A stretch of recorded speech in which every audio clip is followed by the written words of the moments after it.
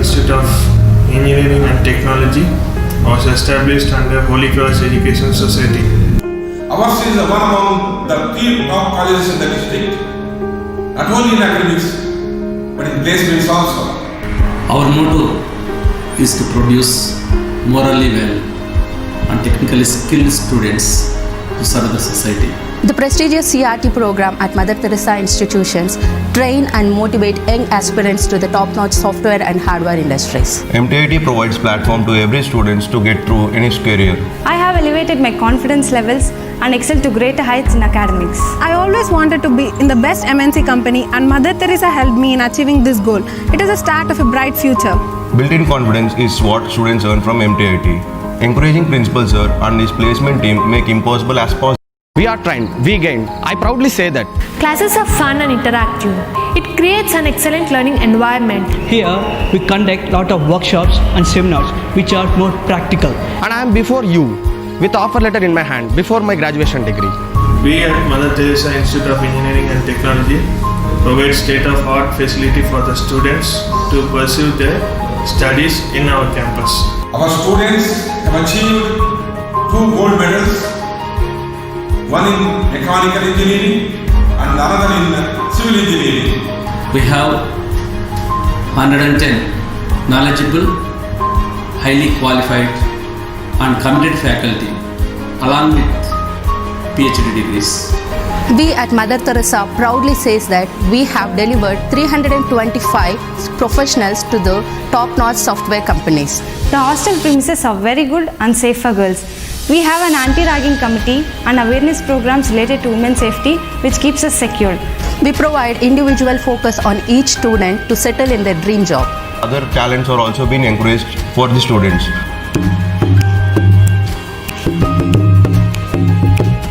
So apart from the studies, it's my passion to play the musical instruments. And our college encourages the students' talents through rainbow clubs. Thank you, Mother Teresa. Thank you, Mother Teresa.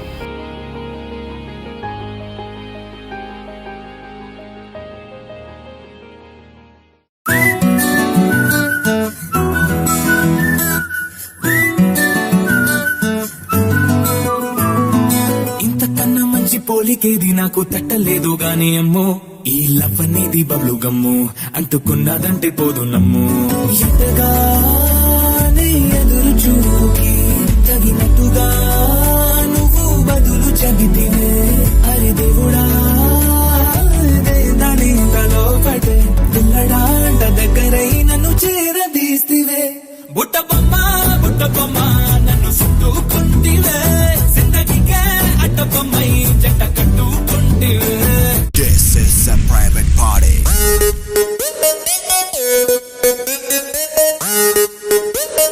This is a private party.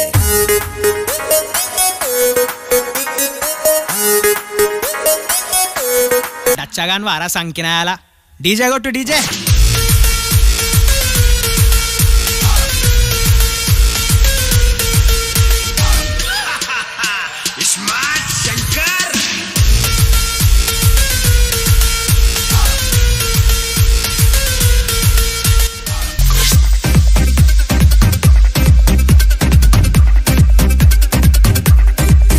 నిన్ను road మీద చూసి నాకి లక్కాయితు నేను రోమియోగా మారి నాకి లక్కాయితు నాకు గుండెల్లో నా పుట్టుకొచ్చే సెక్కాయితు అది భామక అది పాసు.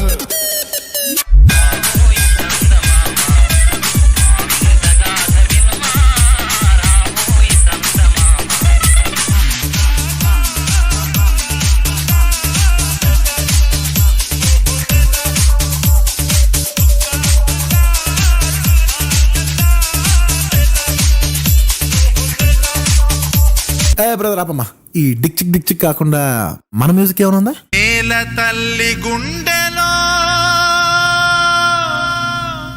ఎన్ని వేల పాటలో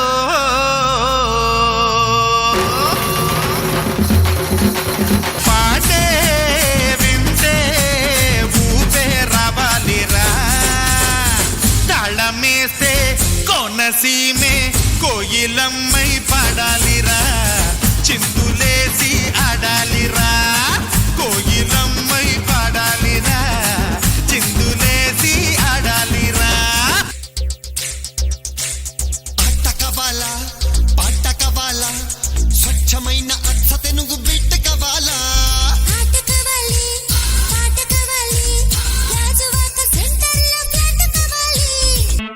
నువ్వు చెప్పు ఏంటి అన్ని కొట్టమని డబ్బు నువ్వు కొట్టరా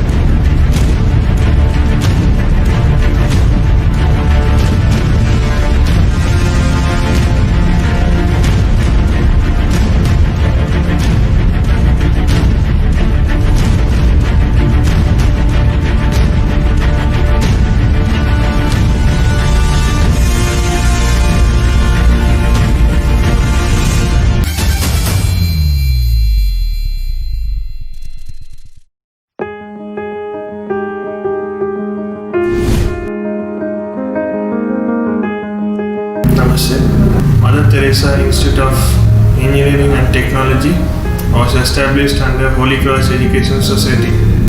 Ours is one among the three top colleges in the district, not only in academics, but in placements also. Our motto is to produce morally well and technically skilled students to serve the society. The prestigious CRT program at Mother Teresa institutions train and motivate young aspirants to the top-notch software and hardware industries. MTIET provides platform to every student to get through in his career. I have elevated my confidence levels and excelled to greater heights in academics. I always wanted to be in the best MNC company, and Mother Teresa helped me in achieving this goal. It is the start of a bright future. Built-in confidence is what students earn from MTIET. Encouraging principal sir and his placement team make impossible as possible. We are trained, we gained. I proudly say that. Classes are fun and interactive. It creates an excellent learning environment. Here, we conduct lot of workshops and seminars which are more practical. And I am before you with offer letter in my hand before my graduation degree. We at Mother Teresa Institute of Engineering and Technology provide state-of-art facility for the students to pursue their studies in our campus. Our students have achieved 2 gold medals, one in mechanical engineering and another in civil engineering. We have 110 knowledgeable, highly qualified and committed faculty along with PhD degrees. We at Mother Teresa proudly says that we have delivered 325 professionals to the top-notch software companies. The hostel premises are very good and safe for girls. We have an anti-ragging committee and awareness programs related to women's safety which keeps us secure. We provide individual focus on each student to settle in their dream job. Other talents are also being encouraged for the students.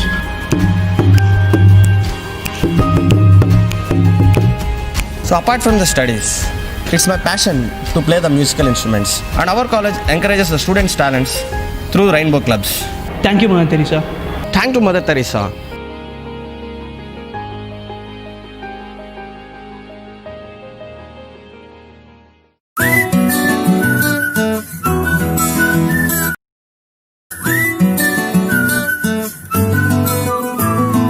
ఇంతకన్నా మంచి పోలికేది నాకు తట్టలేదు గాని అమ్మో ఈ love అనేది బబ్లు గమ్ము అంటుకున్నదంటే పోదు నమ్ము ఎంతగా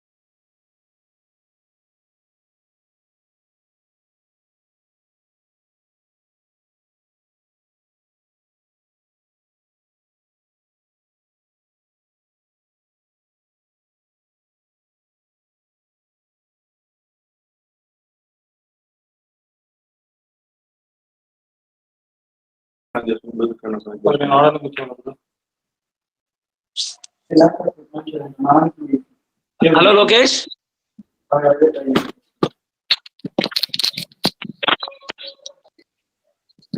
హలో సార్ లైన్ లోకి వచ్చినారు అందరూ? ఇంకా 65 మెంబర్స్ అట్నే ఉన్నారు. 65 జాయిన్ అయ్యారు సార్.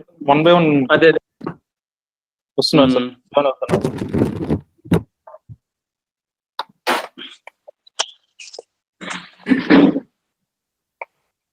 జాయిన్ అవుతున్నారు.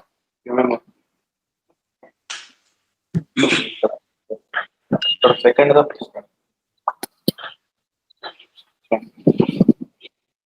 Link click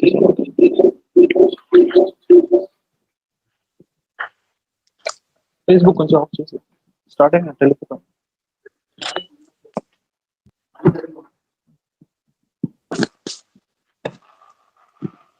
so Divya madam అడుగుతాను. దివ్యా మేడం కాల్ ఇంకా జాయిన్ చేయలేదు.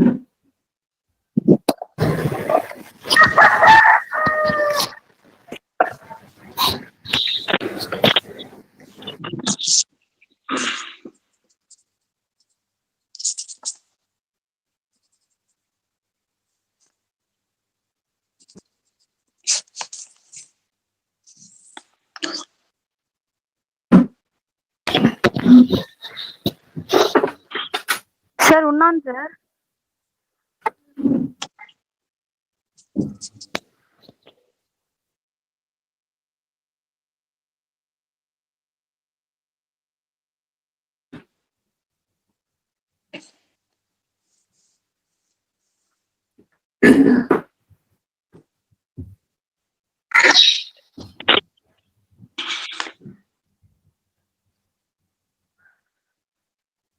Hello. Sir, Kodeshwara, sir. Resource persons. Hello, Lokesh, sir. Yes. So for 2 minutes, I'll take my screen, sir. After, I'll make you as presenter. Okay. Sure.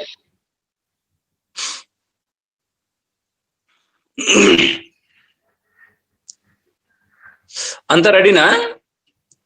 అంతా ready sir. Lokesh ready sir, మొత్తం ready sir. Introduction చెప్పమంటా? ఒక 2 minutes sir. Okay.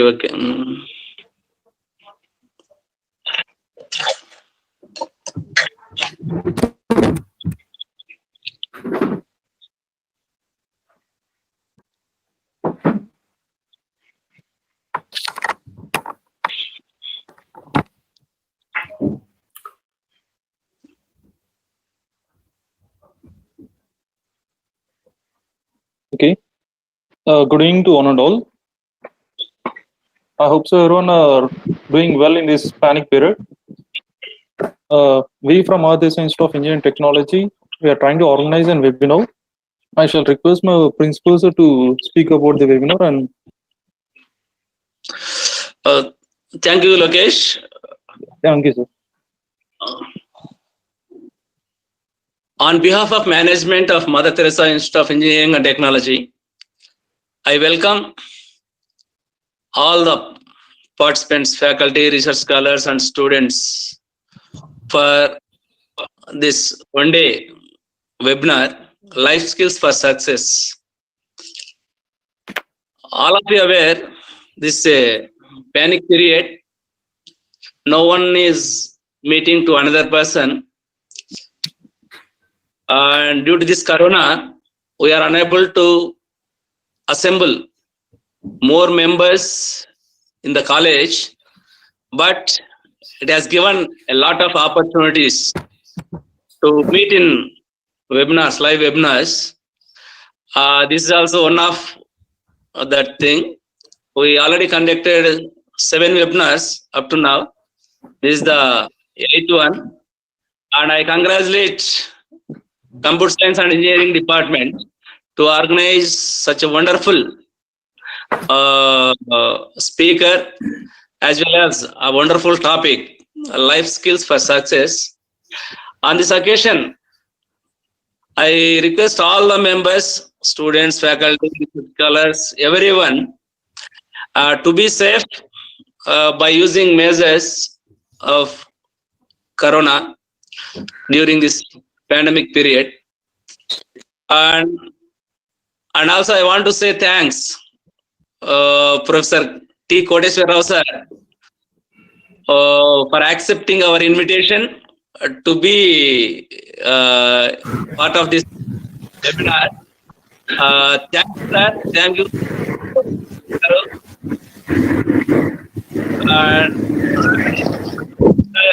University Chennai, and he's having vast experience, 26 years of experience in MNCs. We are happy such a wonderful person as a special speaker for this webinar. Thank you, sir. Thank you, sir. My pleasure. With this small introduction, I give opportunity to Lokesh to hand over another speakers. Thank you. You can hand over to another person. Yes, sir. Hello, everyone. I hope so you have heard my voice before. I would like to introduce myself. Myself, K. Lokesh, head of the Computer Science Engineering Department. Firstly, I would like to thank our principal and the management for supporting us to organize a wonderful webinar. As well, I would like to thank our training and placement officer who has given us a lead, who spoke with our resource person, who has convinced the resource person.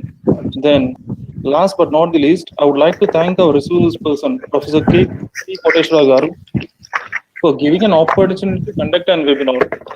Thank you, sir. Dear students, please be patient. I hope so you would have a great session. I would request our Assistant Professor Divya ma'am to introduce about the speaker.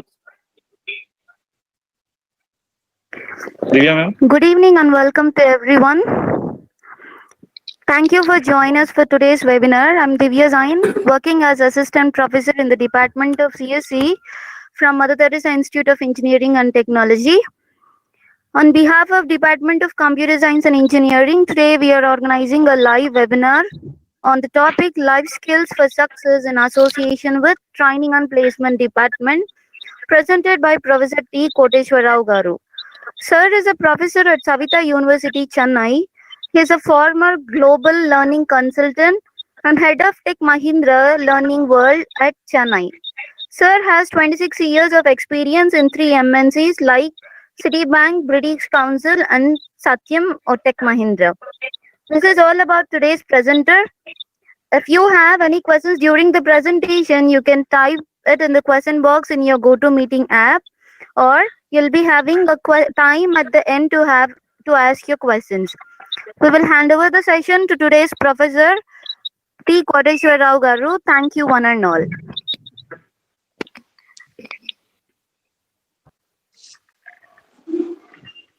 So, Yes, sir. Can I share the presentation? yes, sir, you can share it. Yeah.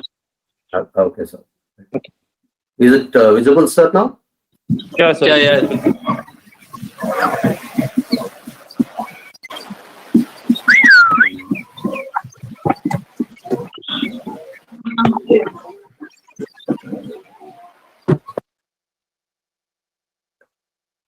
Good evening, everyone. I'm Professor Koteshwara Rao. At the outset, I would like to thank Dr. Lakshmikant Reddy Garu, Principal of the college, Mother Teresa Institute of Technology, and Dr. Lokesh for coordinating and organizing this, HOD of Computer Science Department, and my friend Dr. Reddy Prasad, Training and Placement Officer, who is instrumental in connecting me to your institution. I'm very happy here to talk to you for the coming 1 hour, and we'll have an active interaction. I request you to feel free and have an active interaction for the coming, after my presentation, for 30 minutes or so. So we'll have a meaningful session today, about 90 minutes. Even if it extends for 2 hours, I'll be happy to spend time. I would like to see how all your doubts are clarified, and we'll have a meaningful learning today. Well, as Dr. Divya ma'am introduced, I'm currently working in Savita University, Savita Engineering College, as a professor of training for the past 5 years. And prior to that, I'm basically from the industry. I worked in Tech Mahindra as a head of training. The Tech Mahindra training division is called TMLW, Tech Mahindra Learning World, in Chennai for 15 years. Prior to that, I was in British Council for about 9 years, and then I worked a very short period of time in Citibank for 2 years. So overall, I spent 26 years in the industry, and then with the academia, with academic life in the university for the past 5 years. Overall, 31 years of experience I have, and I try to share with you some perspectives in terms of what is life skills all about, and why they're critical and how they contribute to our success, so on and so forth.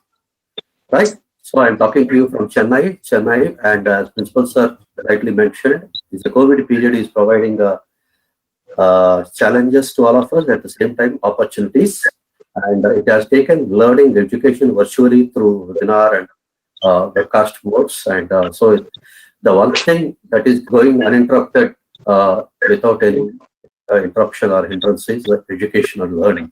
That way, we are happy, and we are spending probably more time during the COVID period in learning virtually. So that is one ramification, or we should be thankful to Corona for the perspective.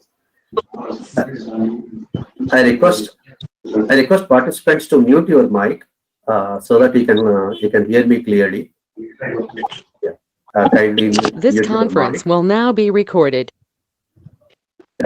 So thank you very much. So any adversity, besides posing challenges, it also brings opportunities.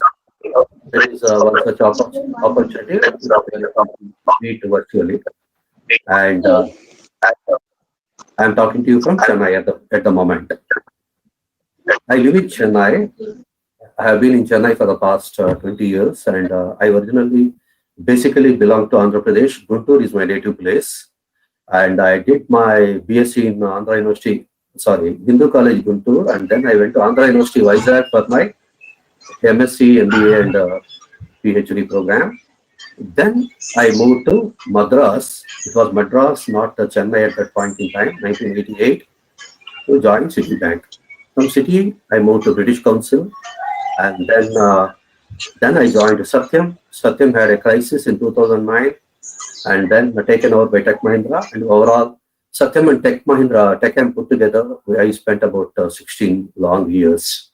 So I've been mostly in the IT industry, and I'll try to get some of the examples related to IT. I request you to listen carefully, and then after finish my whatever I wanted to say and disseminate to you. Kindly ask as many questions as possible. I love questions. I love interaction. And please feel free to interact with me. And I would like to I try to answer. And if I don't know, I'll get you answers. Right? Okay. So basically, I'm from Andhra Pradesh, the state you are currently joined from.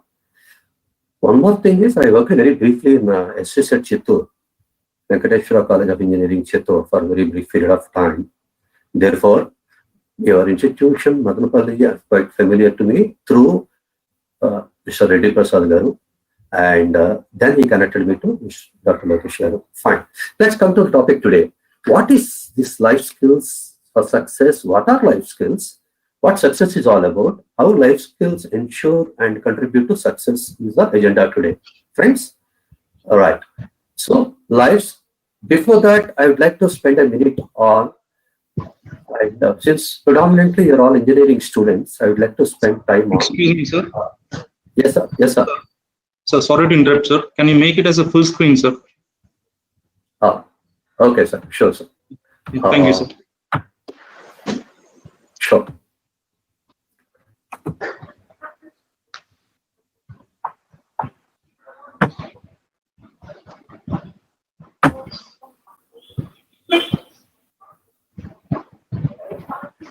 Is it okay, sir? Yeah, sir.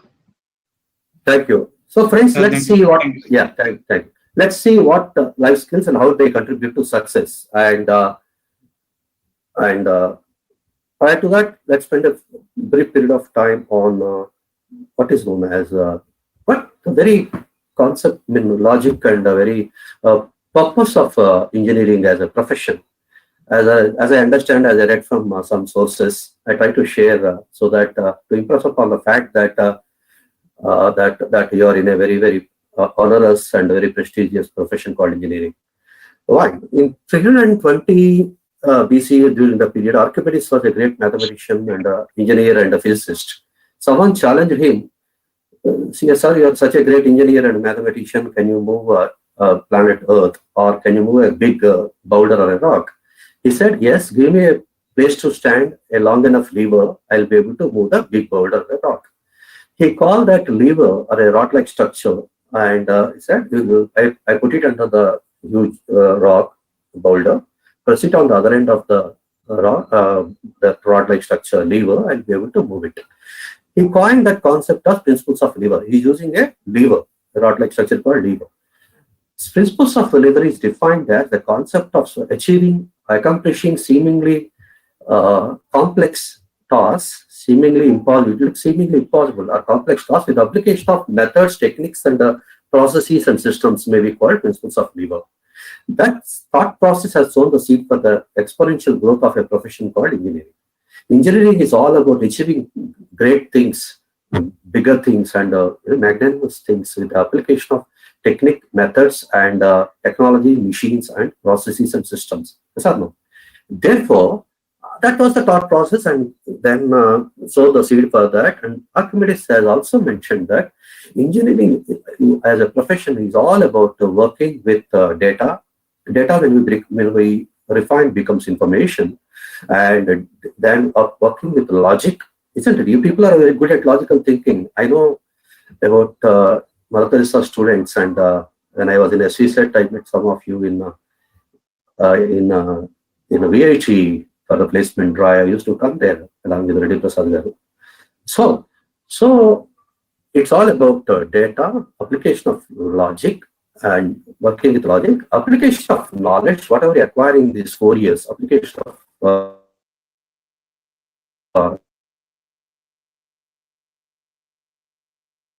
knowledge, and innovation.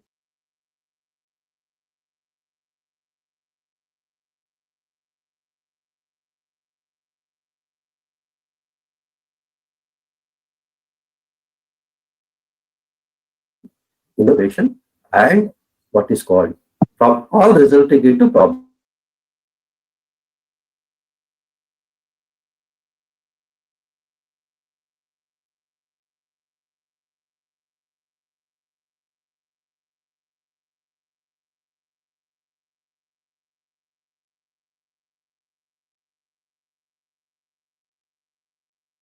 Yeah, you're here to make solve the simple and complex problems of society and make this world a better place. That's the very purpose of an engineer, and that is the very purpose. So feel proud that you are an engineer. And then we have seen industrial revolution, agricultural revolution, industrial revolution. Currently, we are in knowledge revolution, or cusp of fourth industrial revolution, coined by digital disruption. We are in the technological advanced era, and we call this particular current present era as you people are called millennials, right?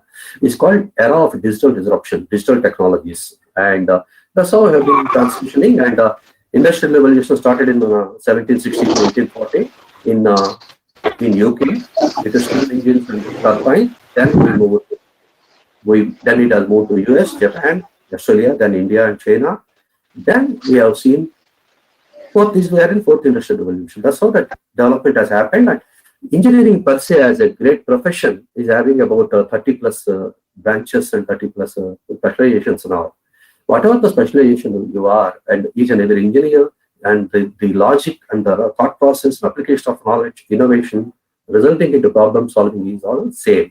So engineering is a problem solving skill. E equal to PSS or PS square. Engineering is a problem solving skill. E equal to PSS or PS square. If you ask me, that could be the safest definition of your profession called engineering. Okay, fine. When doing engineering, you are learning various skills in your prestigious college. You are one of the premium colleges in Andhra Pradesh, and you are learning skills and appreciate. But learning technical skills, hard skills are your technical and domain skills is not sufficient. You require other side of the coin. You require what is known as soft skills or people skills or life skills, or current nomenclature for these life skills is essential skills, because they are essential for the success and personal and professional success of an engineer. It applies to, of course, manager, if MBA students have joined, it applies to each and every profession for that matter. Since majority of you people are engineers, today we talk about when I am referring as engineers. Okay, what these life skills are about? I say hard skills and soft skills, rather life soft skills, another name is life skills, and hard skills are technology domain skills, and life skills are your personality skills and essential skills, people skills, and they are also referred as business skills, which are helpful for the success of a business.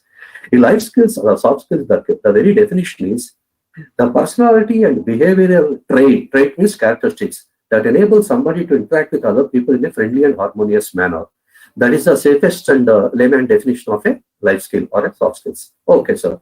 And knowing this, excelling in this, understanding this, and internalizing, adopting, institutionalizing, and walking the talk of these behavioral and cultural and nuances and traits of life skills will definitely ensure you tremendous amount of success in personal and professional life. Right. Let's see some of these and one by one and during our presentation. Okay. What is success? Success is an accomplishment of an aim or purpose. And if you accomplish some aim or purpose, may be called success, but that's not becoming a graduate is your, for example, you may call success. Afterwards, you would like to become a postgraduate, I would like to do a PhD, I would like to work in US, UK, Australia, Japan, or you would like to do some postdoctoral. This is a never-ending process, right? Therefore, it's very important that success is a changing process, a continuous process, and it is a ever-changing goalpost. It's an accomplishment of aim or purpose, a process of acquiring skills to procure, retain, and progress in life. Important. The very purpose of this thing is to, our profession is to procure, retain, and progress in life. This is also the very important purpose of acquiring life skills or people skills. You need to procure them, retain them, and progress. Let's see some examples in the later slides. A set of achievements, understandings, and personal attributes that make individuals more likely to gain life skills to be successful in their social life and their occupations may be called as success, according to Peter Knight and Mark Newich. Success in life is not a product, it is a continuous process. As we just discussed, success is a changing goalpost, it is a continuous, never-ending, lifelong process, lifelong endeavor. It's an integration of three entities called ASK, attitude, skills, and knowledge. These are very, very important. You need to have a positive, holistic attitude, acquire the skills, and 4 years you are acquiring wonderful skills in order to become a problem solver, isn't it? What is the very purpose? To solve the simple and complex problems of society, make this world a better place. That's why skills are important. Engineering is a skills. Engineering is not a degree, is not a paper. It's all full of skills, hard skills and life skills. Both are very, very important. If you ask me as a teacher of life skills, I say I attach probably equal importance, friends, 50%, 50%. I may be right or wrong, but I request you also to please provide tremendous amount of attention and acquire these skills. Skills and attitude, skills and knowledge. Knowledge will come through your exponential learning, continuous learning, application of learning to solve the problems will give you knowledge. Fine. What is required to be successful? In order to be successful in your professional space or personal space, what is one thing most important requirement is your continuous lifelong learning. Learning is the mantra. Learning is the mantra. Learning gives you tremendous amount of success in personal space or professional space. There is an author called Alvin Toffler. He said that most illiterate person of the 21st century is not the one who cannot read, write, and speak, but the one who cannot learn, unlearn, and relearn. Learn, unlearn, and relearn. When we call a person an illiterate person, if he or she cannot read, write, and speak, correct? But Alvin Toffler says that a person, he calls the person as illiterate if he or she doesn't know how to learn, unlearn, and relearn. Therefore, learning has three dimensions, friends: learn, unlearn, relearn. We need to be a continuous lifelong learner. I'm not saying the industry gurus are saying it and big thought leaders are saying it. I have an opportunity of reading, listening to some of these great people, and that's what I'm trying to bring that perception to you. So learn continuously, become a lifelong learner. Learn. So if you think that after your BTech BE program, your learning stops and you know everything and you're happy and join some multinational company and is over, no. We are mistaken. Your actual learning and application of learning starts when you go to your professional life. Your application of learning starts when you go to your professional life. Okay? Learning has learned, can be a continuous lifelong. Unlearn, whichever is old and absolute body of knowledge, and relearn. Relearn, whichever is latest and contemporary. Therefore, you have to keep on learn, unlearn, relearn. These are the three things we should keep on doing it. That's a very important thing. Who said? Alvin Toffler.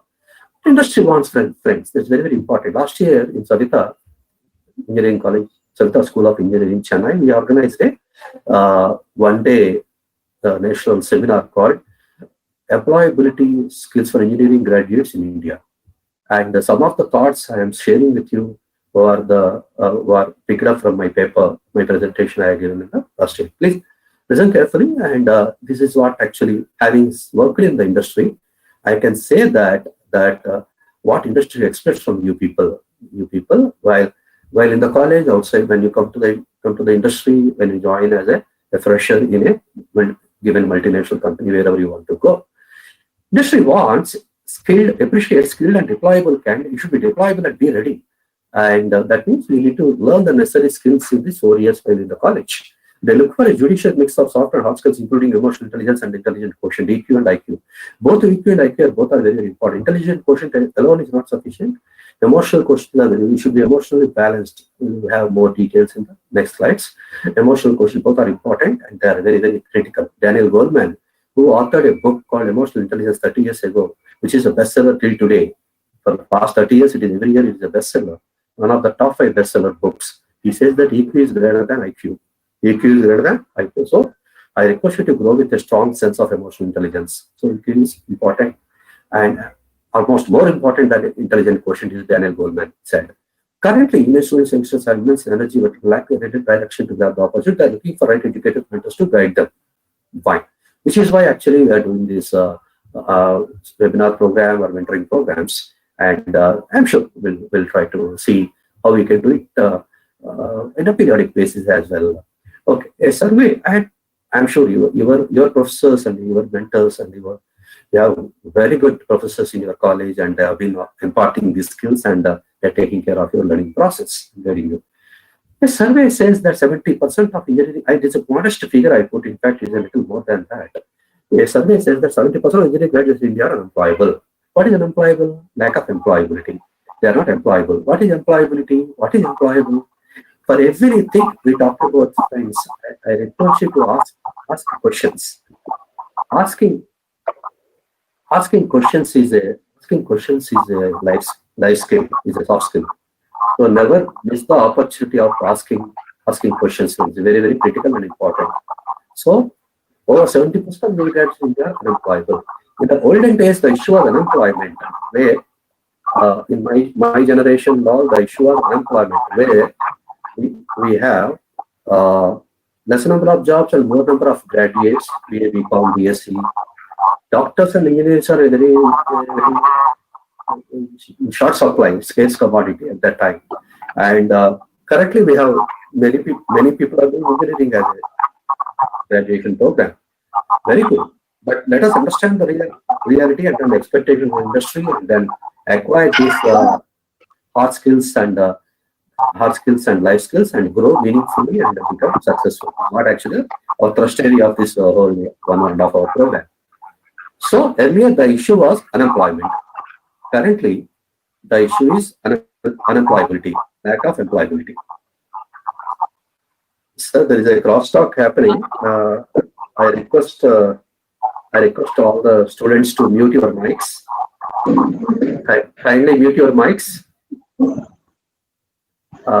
So that yeah, thank you so much. Right. So this earlier the issue was unemployment. Currently the issue is unemployability.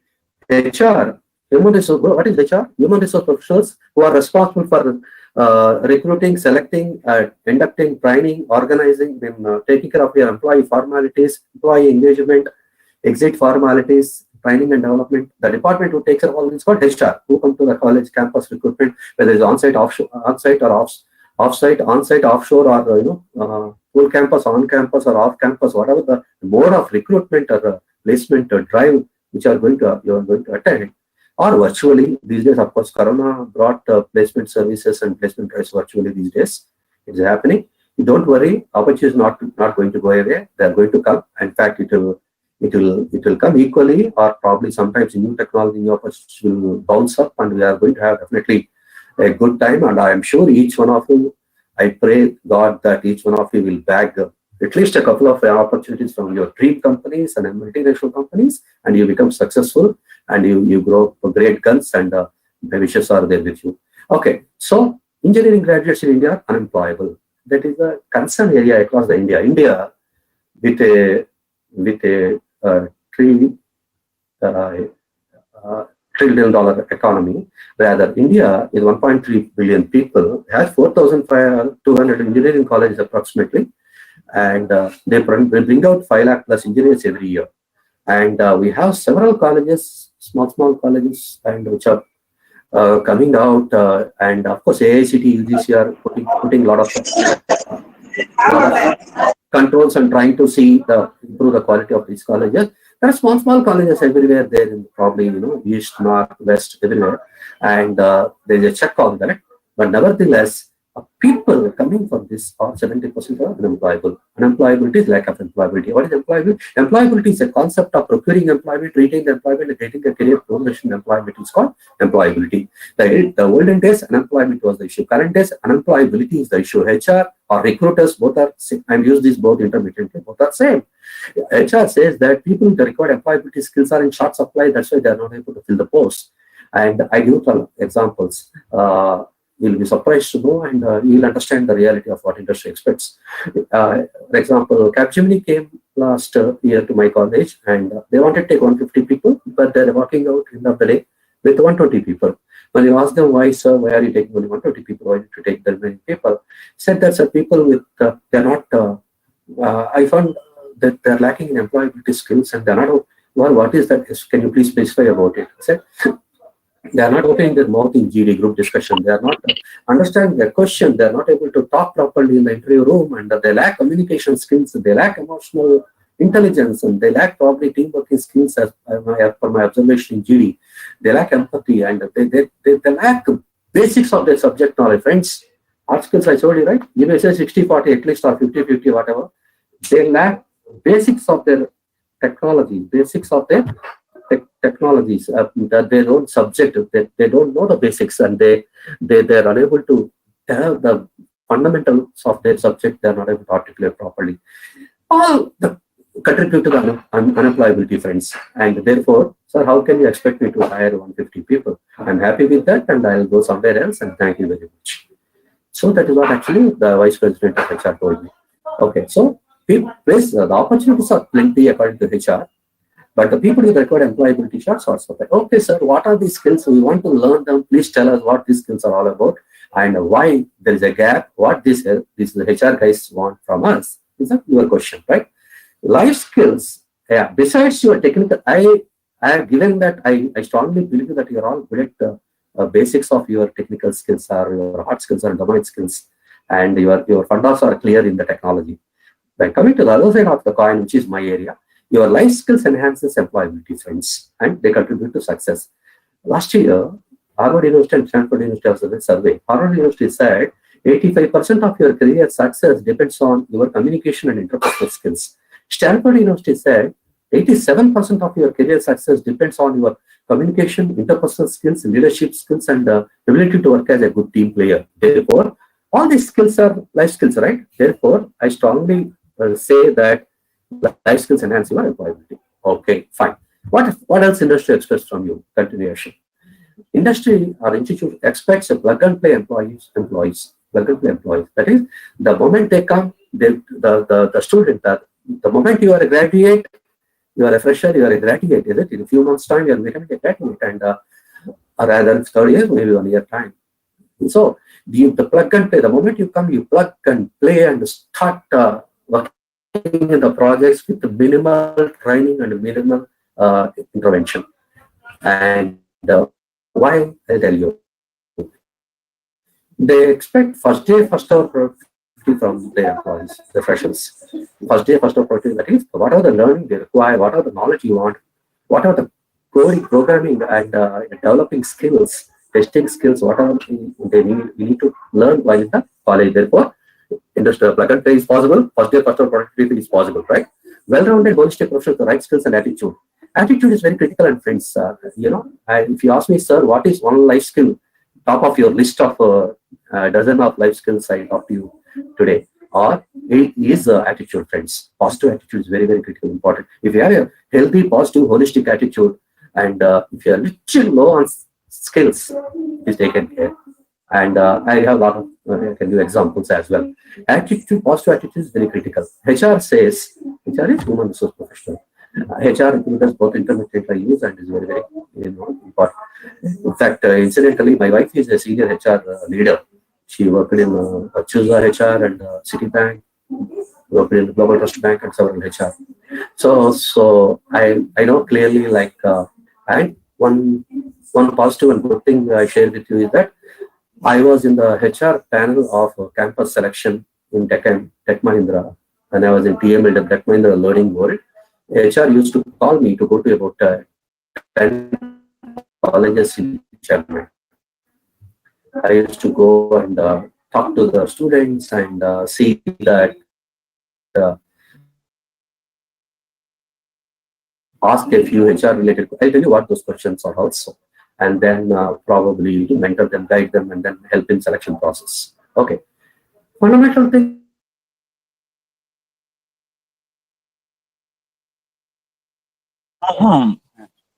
నేను ఆ పక్క పెట్టినా ఏ పక్క పెట్టినా ఎవడు పెట్టినా నాకు తెలుసు.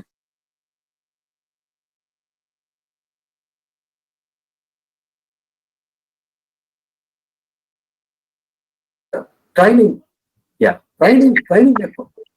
So we hire for attitude and train for skills. Training a person on skills is easier than training a person on the attitude. That is very important.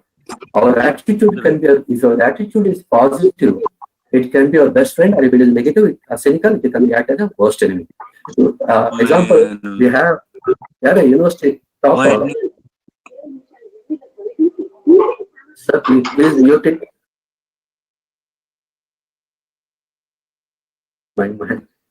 Thank you.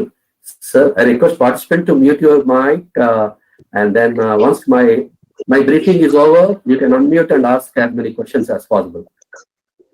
Therefore, currently, I request you to mute your mic. Okay. Our attitude can be best friend or worst enemy. For example, you have a university topper, 90%, 9.5 CGPA, such a student, and has a cynical and negative attitude, and definitely they will not appreciate, and instead they go for a person with 7.5 CGPA with good at the basics of their fundamentals of technology, good at communication, good at attitude, good at learnability, adaptability, team working, quick learning, leadership skills, emotional intelligence, and negotiation skills, blah, blah, blah. See, all the host of life skills which are required for an engineering professional, very, very critical. An engineering professional is a leader. As a leader, you all need to acquire and inculcate these skills, internalize them, digest them, institutionalize them in the form of change in behavior. It's very, very important. Okay, so it's very, very, very important. So our attitude can be our best friend, opposed to positive best friend, otherwise it can be worst enemy. Why, sir? Why require plug-and-play employees and first day, first productivity from us? We are just freshers. Because in the olden days, when I was in Satyam, I was also heading a freshers training. Right? Freshers, you people are called when you join an IT industry. Rather, it applies to core or IT, both the industries, friends. The moment you join an MNC, you are called ELTP. What is ELTP? ELTPs are entry-level technology professionals. You are entry-level technology professional, right? So therefore, it's important that you need to acquire skills, and it is ELTP. The training earlier it was 1 year or 8 months minimum, 8 months to 1 year. Currently, ELTP training is 1 month or maximum 2 months. They reduce the training gap or training period, shrink it to 1 month because they want to save the overall investment and cost of training. To train about 1,000 people for about 1 year or 10 months or 8 months, it costs a close to organization.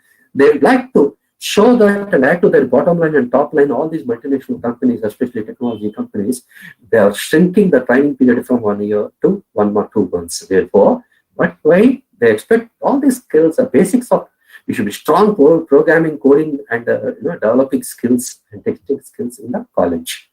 That is what is being the plug and play and first day, first productive from you. So very, very critical. Therefore, learn as much as possible. Write hundreds and thousands of lines of code while in the college in core technologies like C, Java, Python, or whatever. We'll discuss more about it later and learn them. I'm not a technical guy, but I'll tell you briefly about what industry experts and the basics of technology trends happening in the industry, technology industry. I can share with you because I spent about 16 years in IT company. And actually, holistic professionals who are job ready, life ready, society ready is a question needs to be put by all of us. Education is not a. You need to be ready, friends. We are doing training. The college, the professors also gives you training, and not to make you ready for job alone.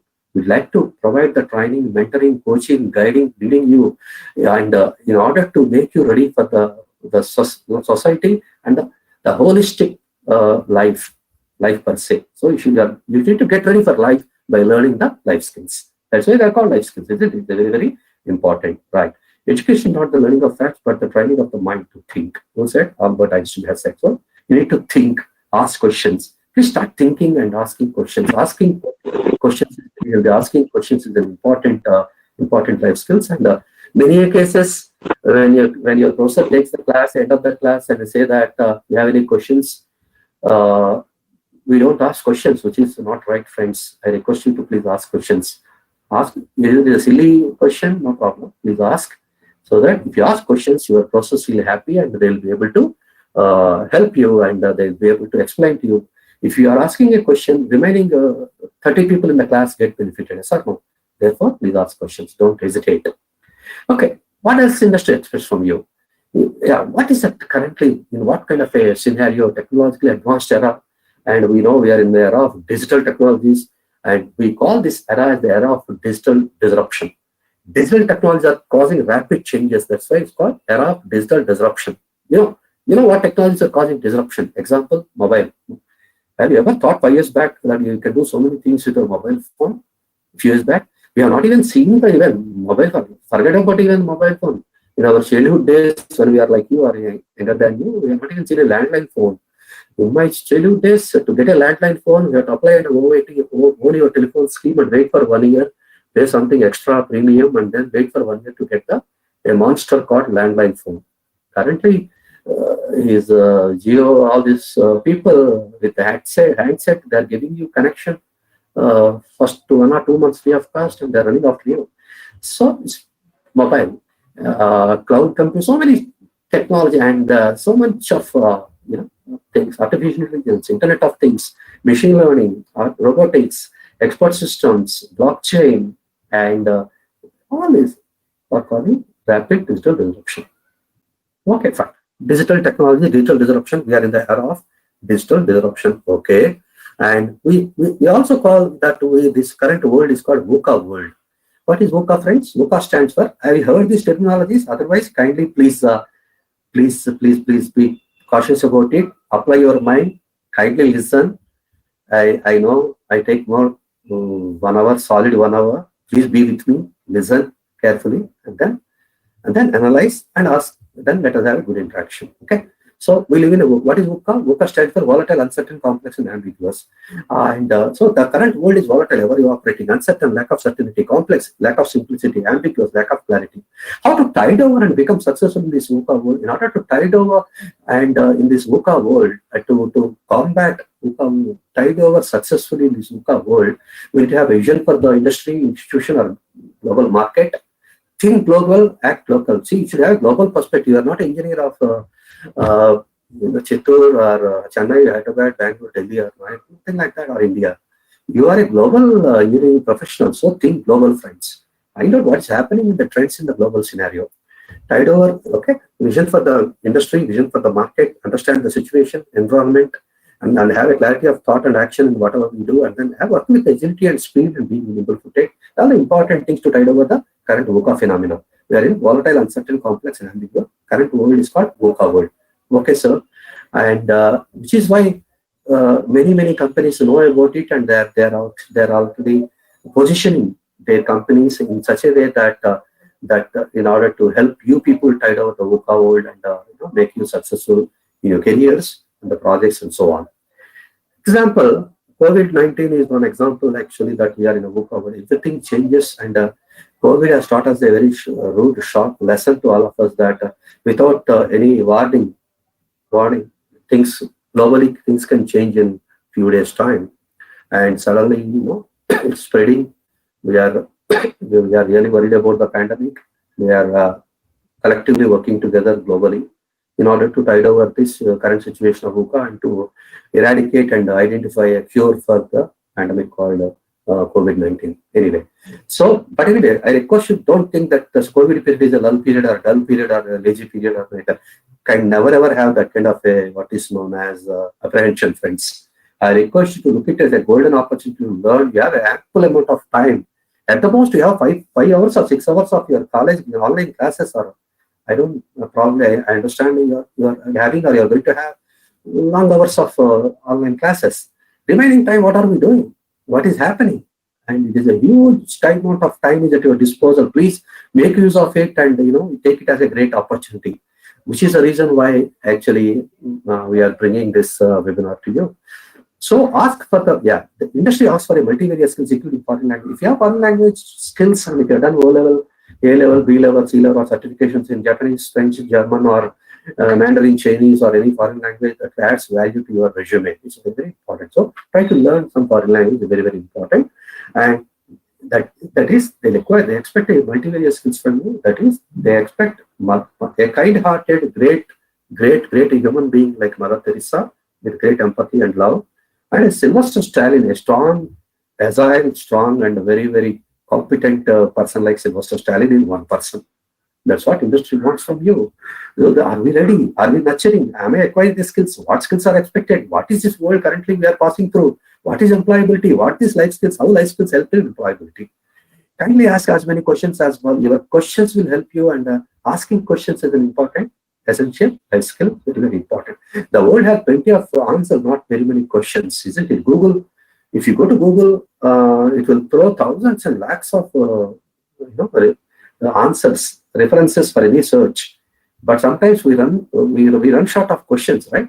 Correct. Therefore, the world has plenty of answers, not enough questions. Therefore, develop an ability of asking questions. Asking questions is very important. That makes you knowledgeable, that gives you learning, that makes you a good engineering leader. According to me, engineer is a leader, isn't it? Engineer is a leader. Engineering is a problems E equal to PSS or PS square, engineering a problem solving skill. Since you are meant for solving the simple and complex problems of society and make this world a better place, you are a leader and you are an engineering leader. The world look at people with integrity, authenticity, and empathy. You need to strongly grow with a tremendous amount of integrity, ethics, personal value system, being authentic, real, what you are, be yourself, and be what you are, and be sincere. And empathy, understanding other person's perspective, understanding, put yourself in the shoes of others is called empathy. Disruption takes off a digital world. I give some examples which you are already aware. Many of things you may be already aware, but friends, by bringing into perspective, and you need to understand how they are contributing to the current phenomena called digital disruption in the VUCA world.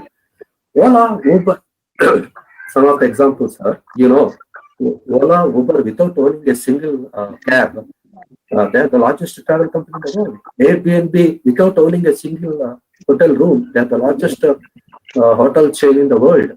If you want to go to Australia and stay in a budget hotel of your confined to your budget, go to Airbnb.com and book a room in Sydney, and you can happily stay there for your period and come back. Google, Facebook, Alibaba, Netflix, there are some of the examples of digital disruption that are causing digital disruption, and they are the examples of this current world. In my generation, when I was doing my BSc, MSc in Andhra University, Vizag, in Visakhapatnam, Andhra University is my alma mater. I'm proud to say that every 2 years we have an alumni meeting. I'll go, I'll speak to my super juniors, take some sessions. I share whatever we are doing now in the industry, and then we contribute. We spend a whole day, and then we felicitate our professors, and then we come back on 2 days. So we'll have a meeting there. Okay, and there, Andhra University, Vizag, we were not having Google. We used to go to library, Krishna Memorial Library, great library now, AU Vizag, and write reams of papers. Right. Okay, here are the examples. You are already aware of that. And currently, if somebody asks you what are the emerging technology trends happening in the industry, probably you may think of some of these. And IT industry is talking about NMAX. NMAX as a technology. NMAX. NMAX is what is NMAX? NMAX is an acronym, abbreviation of Network Mobility Analytics Cloud Social Security. It is known as Technology Strategy for Business Transformation. NMAX is a technology strategy plan to transform the business. Technology strategy for business transformation. Who is transforming whom? The IT companies are transforming their customer companies into digital enterprises and transforming their business to become faster, better, cheaper, larger, steadier, and more profitable enterprises. That is why NMAX is called Technology Strategy for Business Transformation. What is NMAX? Network, mobility, analytics, cloud, social, security, all of your artificial intelligence, Internet of Things, big data, data science, machine learning, robotics, Internet of Things, 3D printing, they're all part of NMAX. Change is the only constant change when you want. So, as talking about digital disruption and digital technologies, you need to understand that technology is changing very fast, and we're not talking about NMAX a few years back. Currently, we are now talking. We don't know, according to survey, 70% of the jobs you are going to do in the coming 2-3 years are not yet created so far. Understand?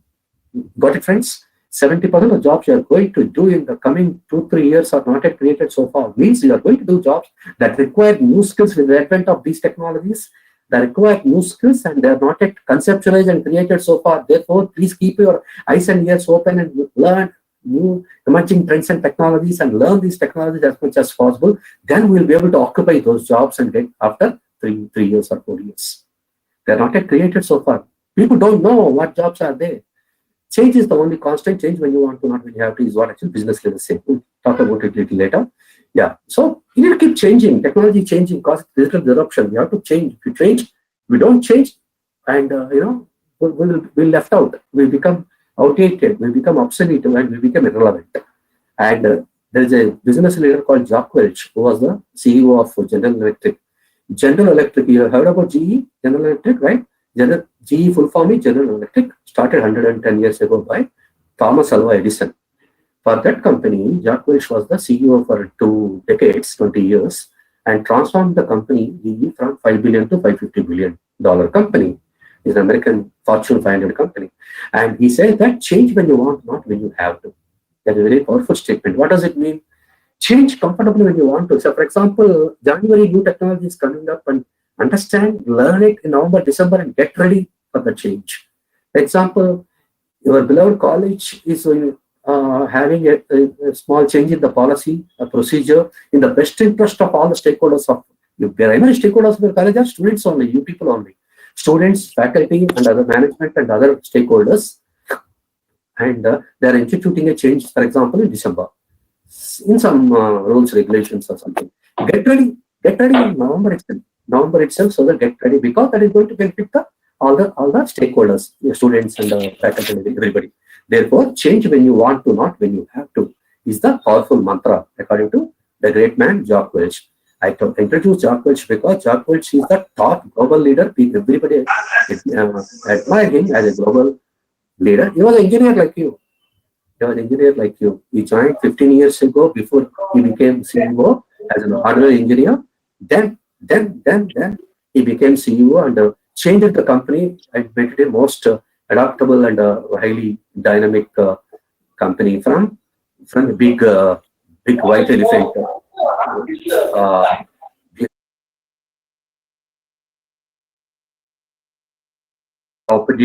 Competitive company. So change when you want to, not when you have to, is the mantra we need to learn from great business leaders like Jack Welch. Okay. If you don't adopt, we should join dinosaur. What will happen, sir, if you don't change? We'll join dinosaur. What happened to dinosaurs? Dinosaurs said, we don't change. I am a great, mighty creature and I don't change. I don't care about evolution and I want to be alive. But change process has really taken it away, has caused the dinosaur to become extinct and vanished and perished and vanished into thin air. So if you don't change, we soon join dinosaur clan. Okay. You people are called digitally savvy employed, DSCs. You are also called millennials. You are also called Gen Y. Gen Y, you probably you ask why this, why that, and why is the question you put. Maybe you are called Gen Y people. And work with you also digitally savvy employees with a great degree of passion and ambition. I know current millennials are very smart and intelligent people. I respect all of you. You have great tremendous amount of passion. Passion means love and respect and regard for whatever we call passion.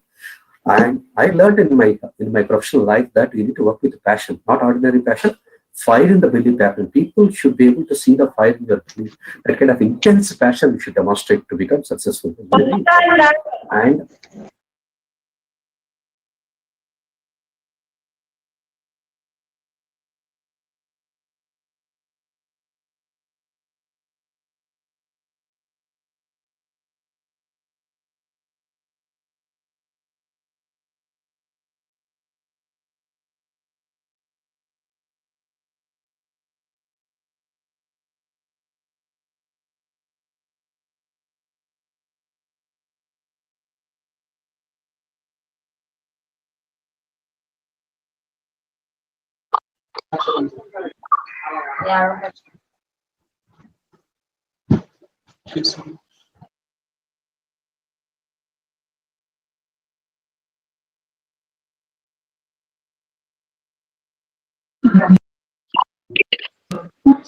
sir, am I audible, Mr. Lokesh? Yes, sir, it's audible, sir. Yeah. Sir, one second, sir. At times it's getting muted my intervention. Dear students, please do not talk. Mute yourself. Kindly respect the session and please mute yourself. Do not talk.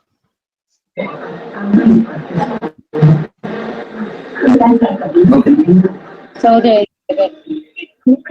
Preeti, who is that Preeti? Kindly mute yourself. Okay.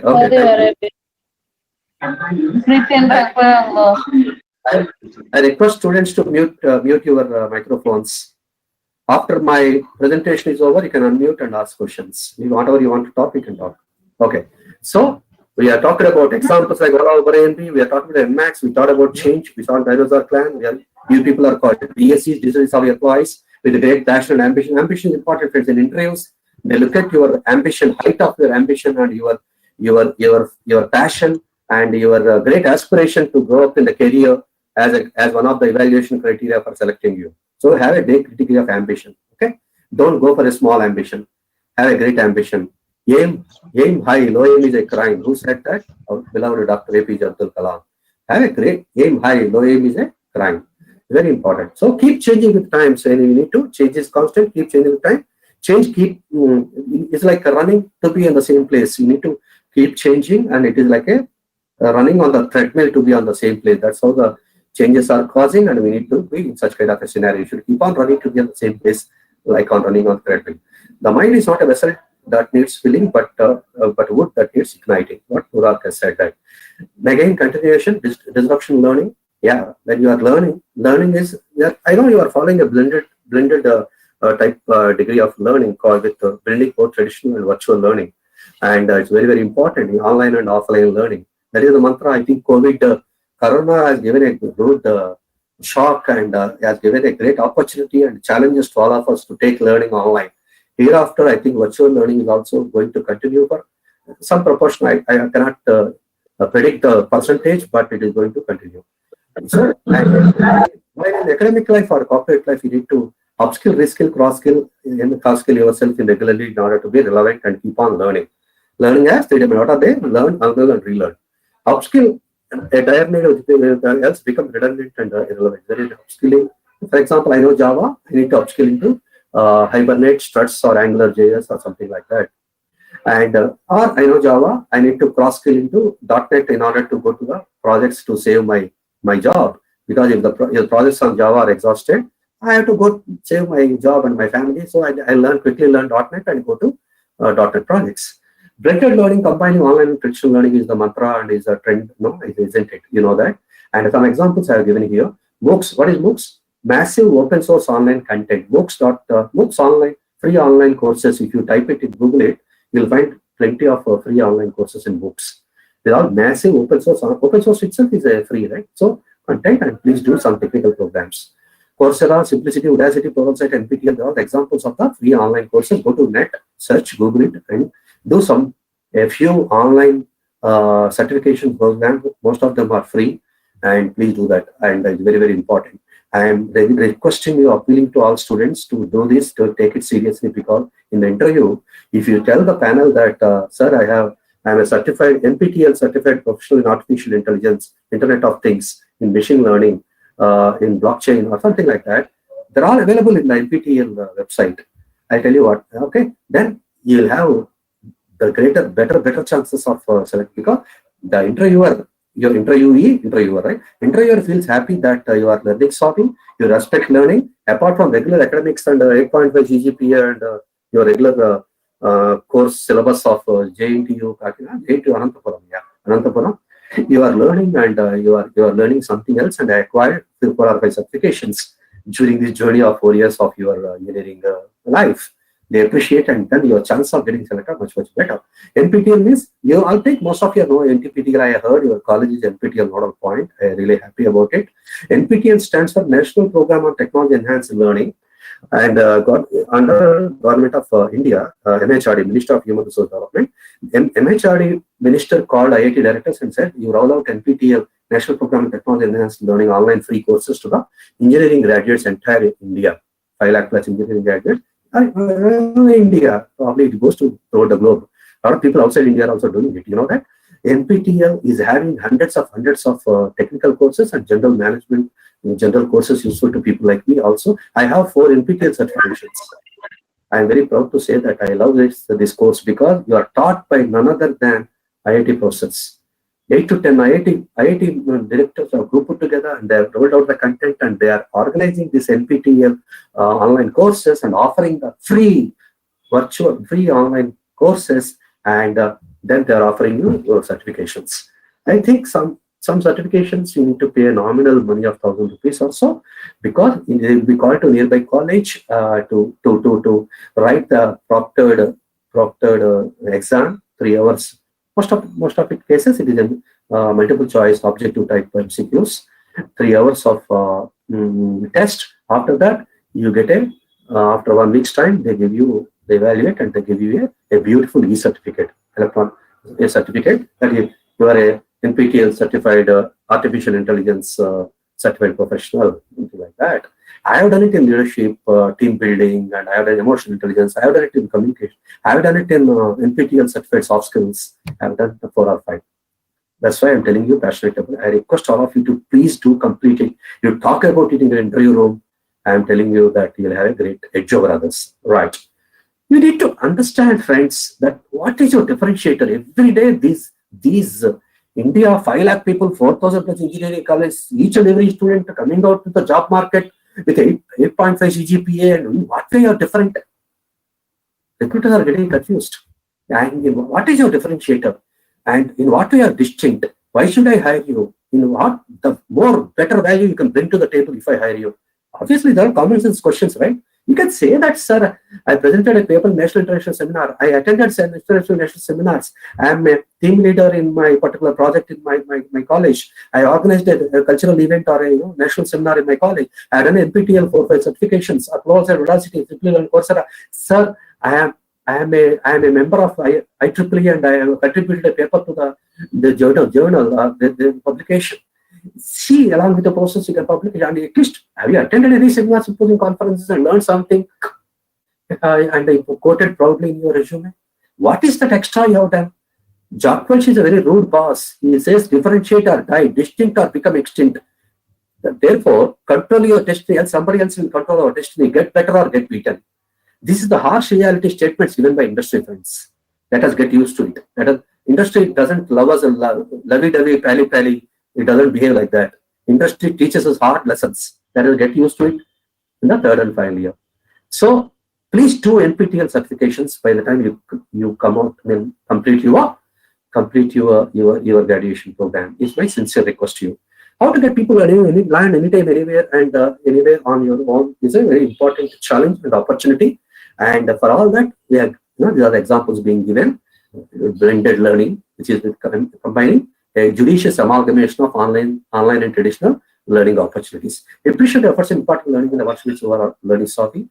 And Job, there is a great man, Steve Jobs. Who was Steve Jobs? Who was a Apple boss, Apple CEO, founder of Apple Inc. And listen, some of you have Apple phones with you. And he said, stay hungry, stay foolish. We miss him. We lost him. Great global leader. I have 10 role models. He's one of my. I'll tell you slowly. And my primary role model is Dr. APJ Abdul Kalam. Why? Fine. Steve Jobs passed away some 5-6 years ago due to cancer. He was founded a Apple Corporation and is a great leader.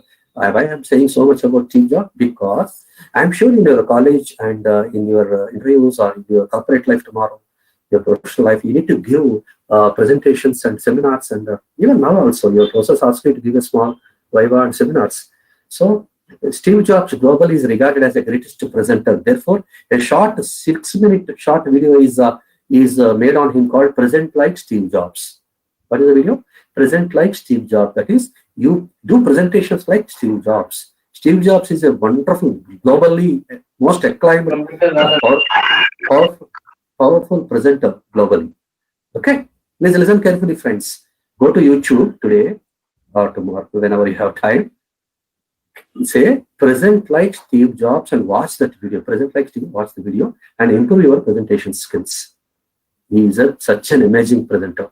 He said during his last few months of his, he unfortunately missed him. He passed away due to cancer. And you know that. And he said, stay hungry, Steve. Stay hungry for learning. Stay hungry for growth. Stay hungry with ambition. Stay hungry for knowledge. Stay hungry for making a difference to. Stay hungry to make this world a better place. And stay foolish. If you don't know something, stay foolish and ask. Ask your teachers, professors, and ask anyone. Say that I don't know. I would like to learn, and be foolish enough to ask, and nothing wrong. Even if you ask any silly question, also I'm sure that your process will appreciate and help you. Emerging workplace, want to research oriented. You need to have a research bent of mind, R&D bent of mind, and lifetime employee. We are there of employability, lifetime employability, and measure for improvement. We'd like to see how we can improve. What are the measures year on year, month on month, and how we can improve. What first year to second year to third year to final year, what skills you acquire and how you are acquiring. How many? Of course, you have point system and some papers completed and required for AICTE, UGC, and all okay. But what skills required that are required relevant for the industry, all that you need to measure and improve. And teams or individual, it can be a good world-class level of a team player, which is very important. We'll talk about teams later. High-tech, big balance both high-tech and high-touch. Should be good at technology and good at relationship building, and balance both. And be good at leadership skills and accountability. And talk about leadership a little later.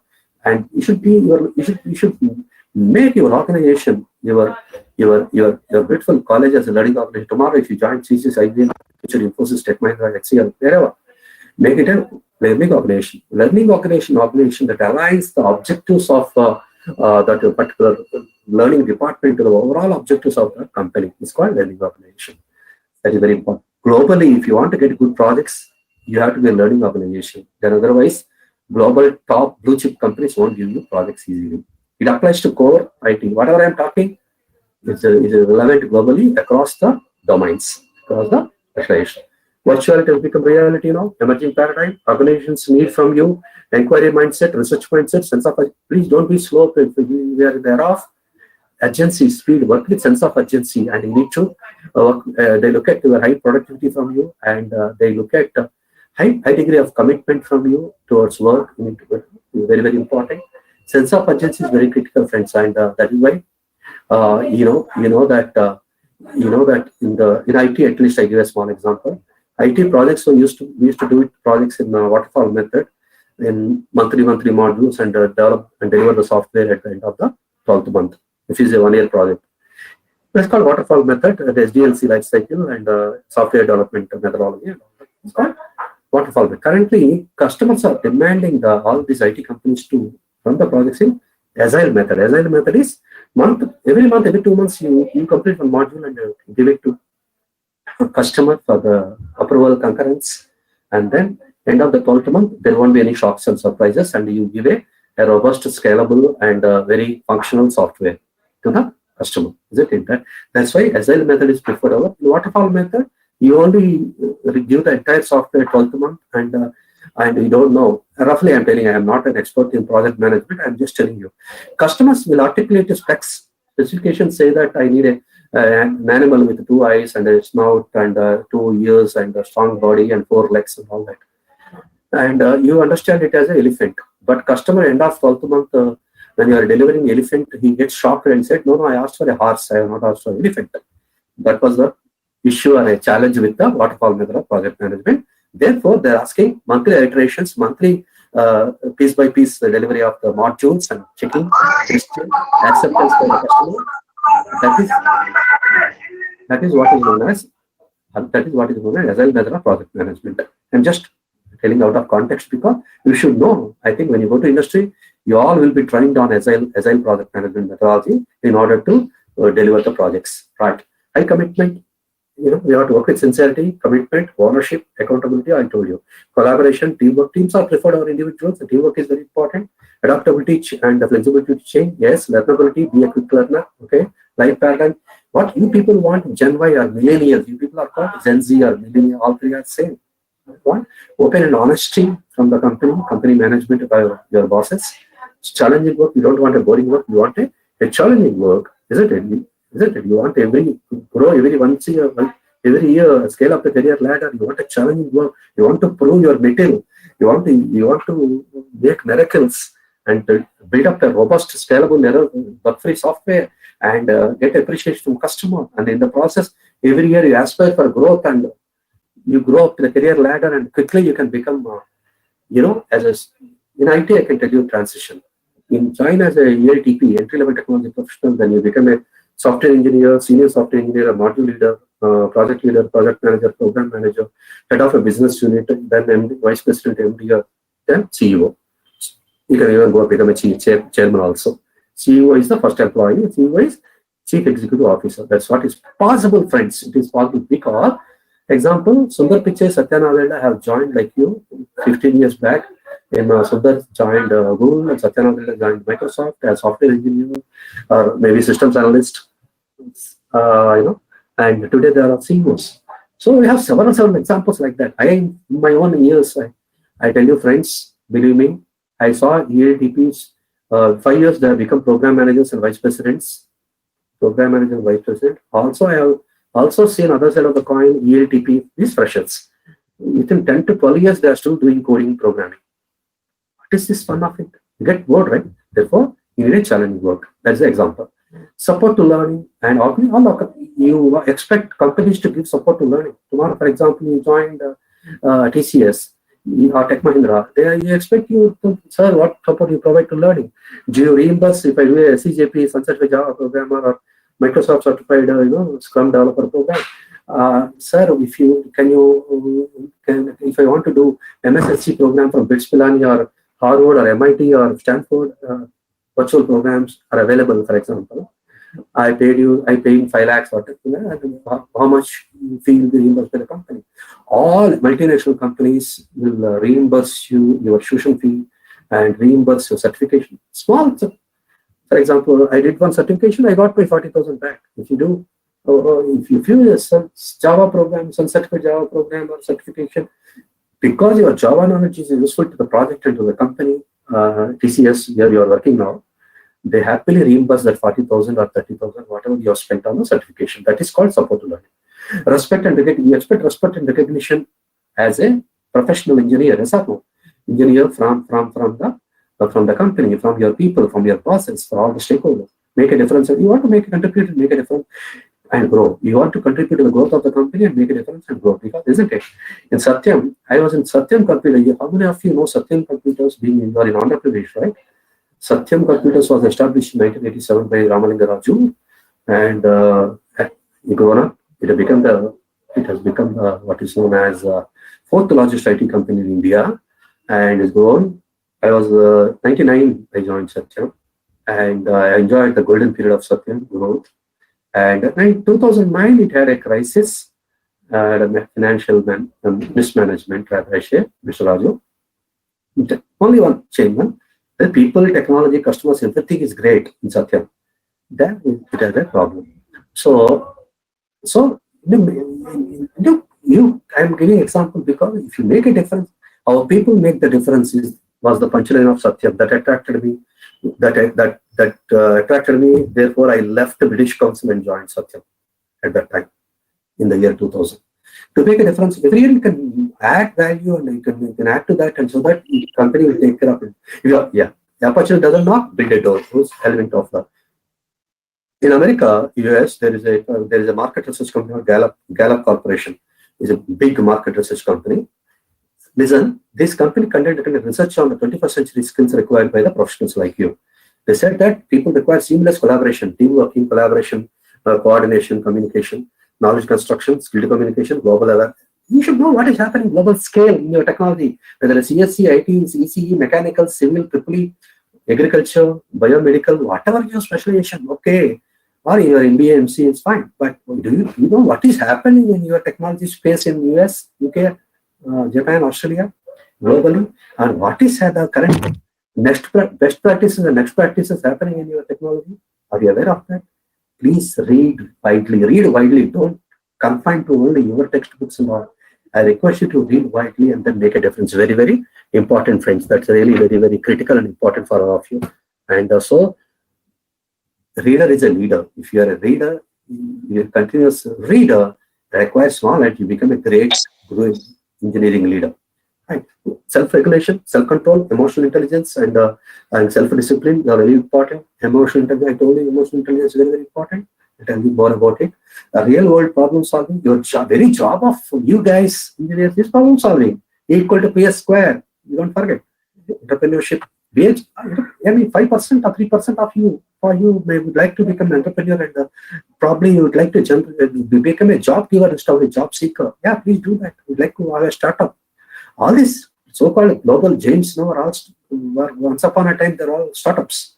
Infosys started in the car garage in Pune with a 10,000 rupee investment when Naranamurthy and Nanda Nilakani and some of his colleagues, isn't it? I was tracking the story when I was in Satyam. Raju also started spinning mills, grape garden spinning mills, and then he was an MBA from Ohio University, came to India and he told his father, Satyanarayana Raju Garu was the beloved father of Ramalinga Raju Garu. Therefore, respecting the father, he kept the name as Satyam to the companies. Satyam is the name of his beloved father. Do you know that? Okay. He started and he started. Then he slowly in a small way, is becoming fourth largest IT company. So are you a job giver or job seeker? And some of you please try to pick up. Yeah, well, professional competence, communication, manage with integrity and authenticity is very important. Be logical and learn to research. Be a problem solver. Work with solution mindset. Work with solution mindset is very, very important. And isn't it? Many people are good at identifying problems, but very few people also come up with solutions. Those who identify problem and also come up with solutions to your concerns or tomorrow to your leaders in your professional life, you will also become a great leader. Then teamwork is very critical. Not individuals, teams are preferred because, for example, join Cognizant, and Cognizant projects are not given to individually, they're given to a group of as minimum 10 people to as maximum 1,000 people. They work on a project.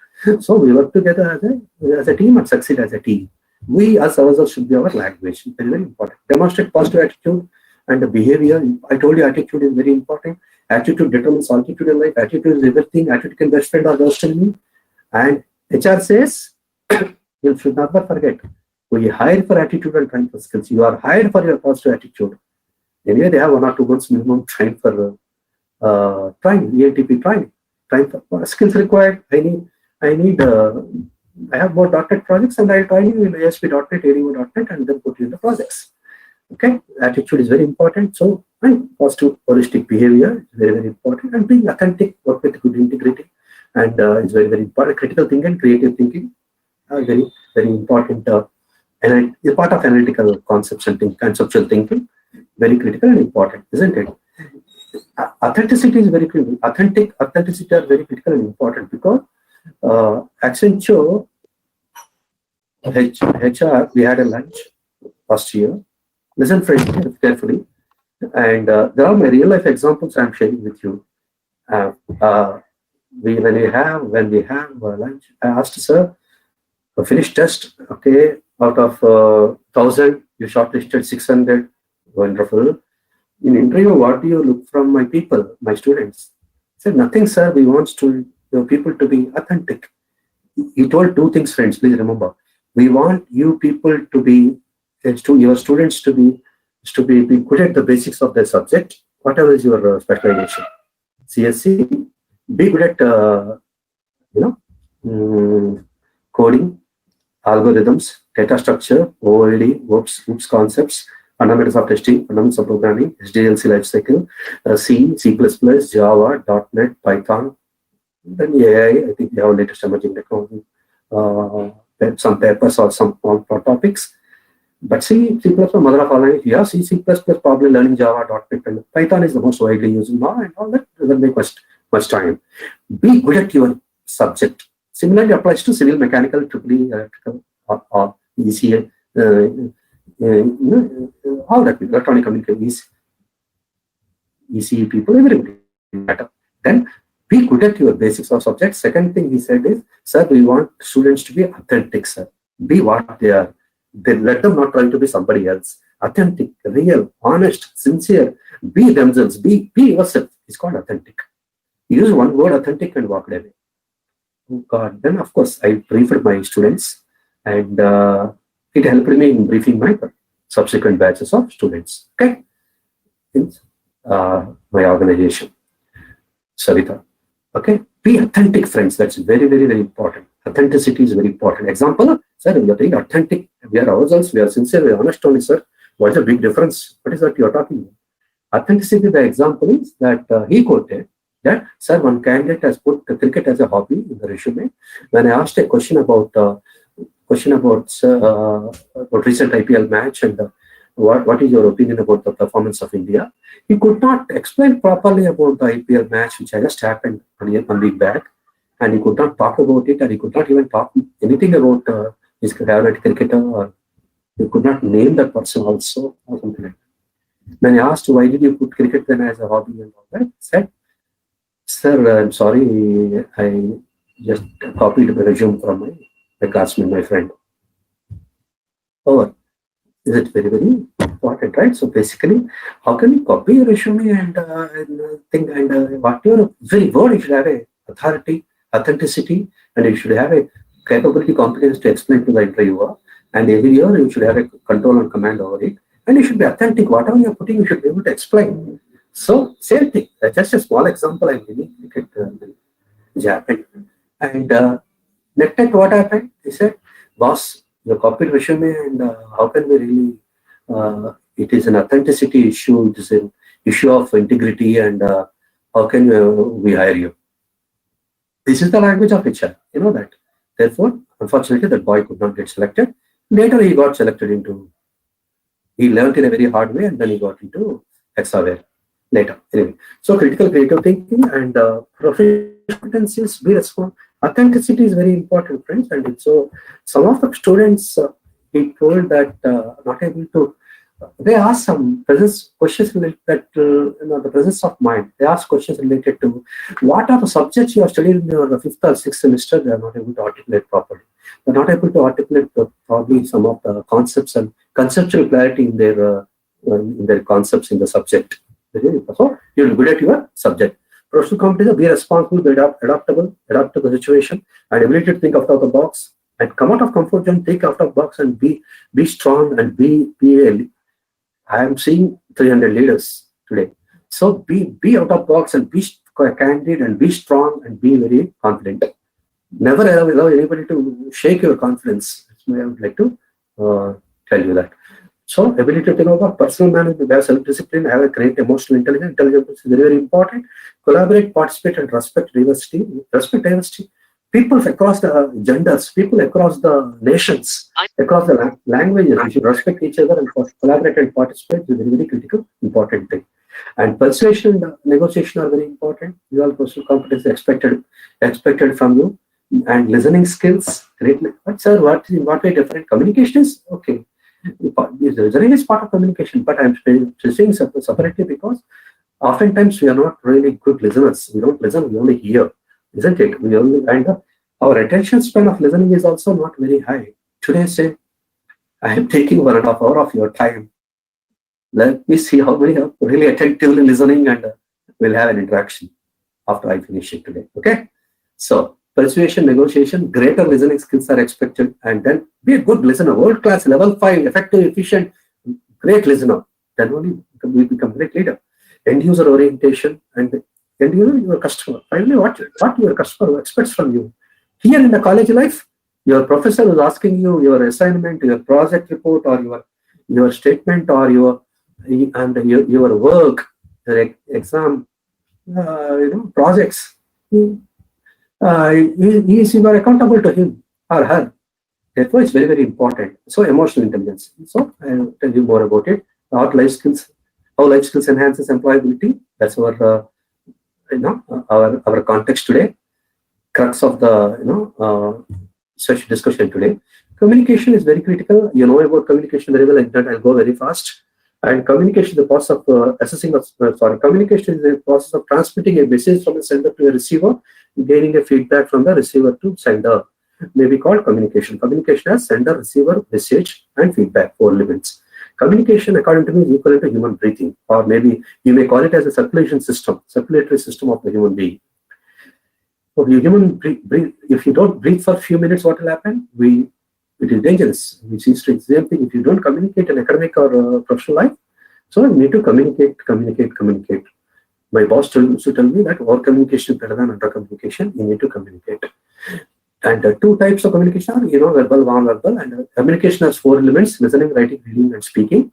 I'm sure you already learned from your training professors. World-class listening skills, listen to understand. Yeah, oftentimes we listen to reply and respond. If somebody is talking to us, we mentally get ready to respond and reply, but we don't really try to understand the point of view of the person talking, your friend or anybody. And we don't really listen to understand, we listen to reply, which is not right, which is unprofessional. We are all professionals. We are doing professional program. We are all world-class level 5 professionals, and you is a global leader. It's not just talking, it involves understanding operational responsiveness. The great man Albert Einstein again said, skill to almost, you want to simply communicate in a simple way, you need to follow this. If you cannot explain it simply, you don't understand it well enough. So if you don't explain any concept in simple terms, you are not understood at all.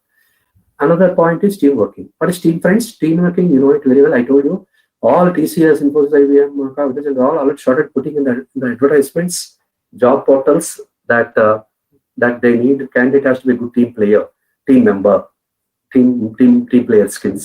What does it mean?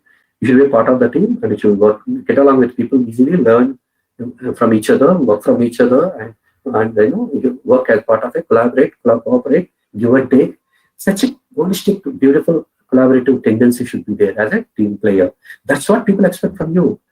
There's an author called Ken Blanchard. He said he had taken team as an acronym abbreviation. He said team stands for TAM.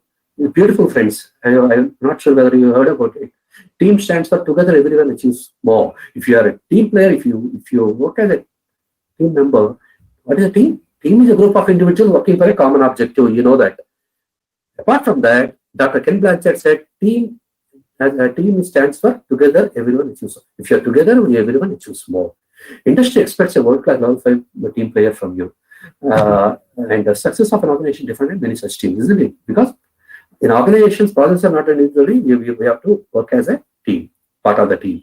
Team successes, and who contribute more and have more skills in the team will be appropriately rewarded. Don't worry. But you should be a good team player. Leader also has to be a good team player first. We work as a team and win as a team. Coming together in the beginning, working with the success, what Henry Ford has said. Not said. There is a book called 5 Dysfunctions of a Team, authored by Patrick Lencioni. And in my life, I am very fortunate, friends. I read good number of books, and I attended book reviews. I met great leaders. You'll be surprised to know that in the golden era of Satyam, I met Bill Gates, Bill Clinton, Steve Jobs. When he came to Hyderabad, I met Dr. Abdul Kalam, Robin Sharma, Thomas Friedman. When they came to Satyam and Tech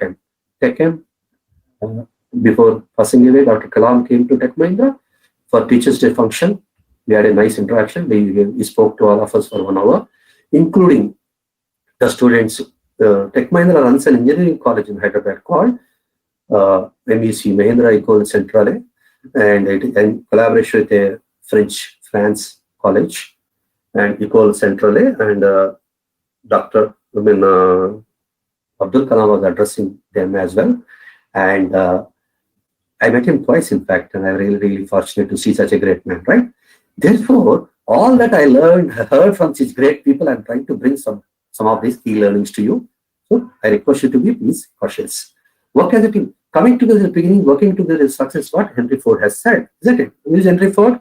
Mechanical people, your guru, right? Is one of the pioneers of scientific management principles. Okay, a thought leader and automotive giant Ford Motor Company, founder of that. So Patrick Lencioni, who wrote the book 5 Dysfunctions of Team, he said that not finance, not strategy, not technology, the teamwork that determines the success of an individual organization or a nation or a civilization. It's not finance. Money, finance means money. Strategy means great plan, not technology. Your digital technologies, no. Teamwork is important, he said. Okay, leadership and we are very important. What is leadership? Friends, don't think that leadership is a position. Leadership is not a, it is a passion, not a position. Don't think leadership is a vice president, general manager, director, alone or not manager or leader. Everybody can be leader. For me, 300 leaders or more than, I don't know, number, but you're all leaders to me because you are, the leadership is defined in 3 simple words: ownership, responsibility, accountability. As long as you take responsibility, ownership and accountability and execute all of these with the commitment, you are a leader.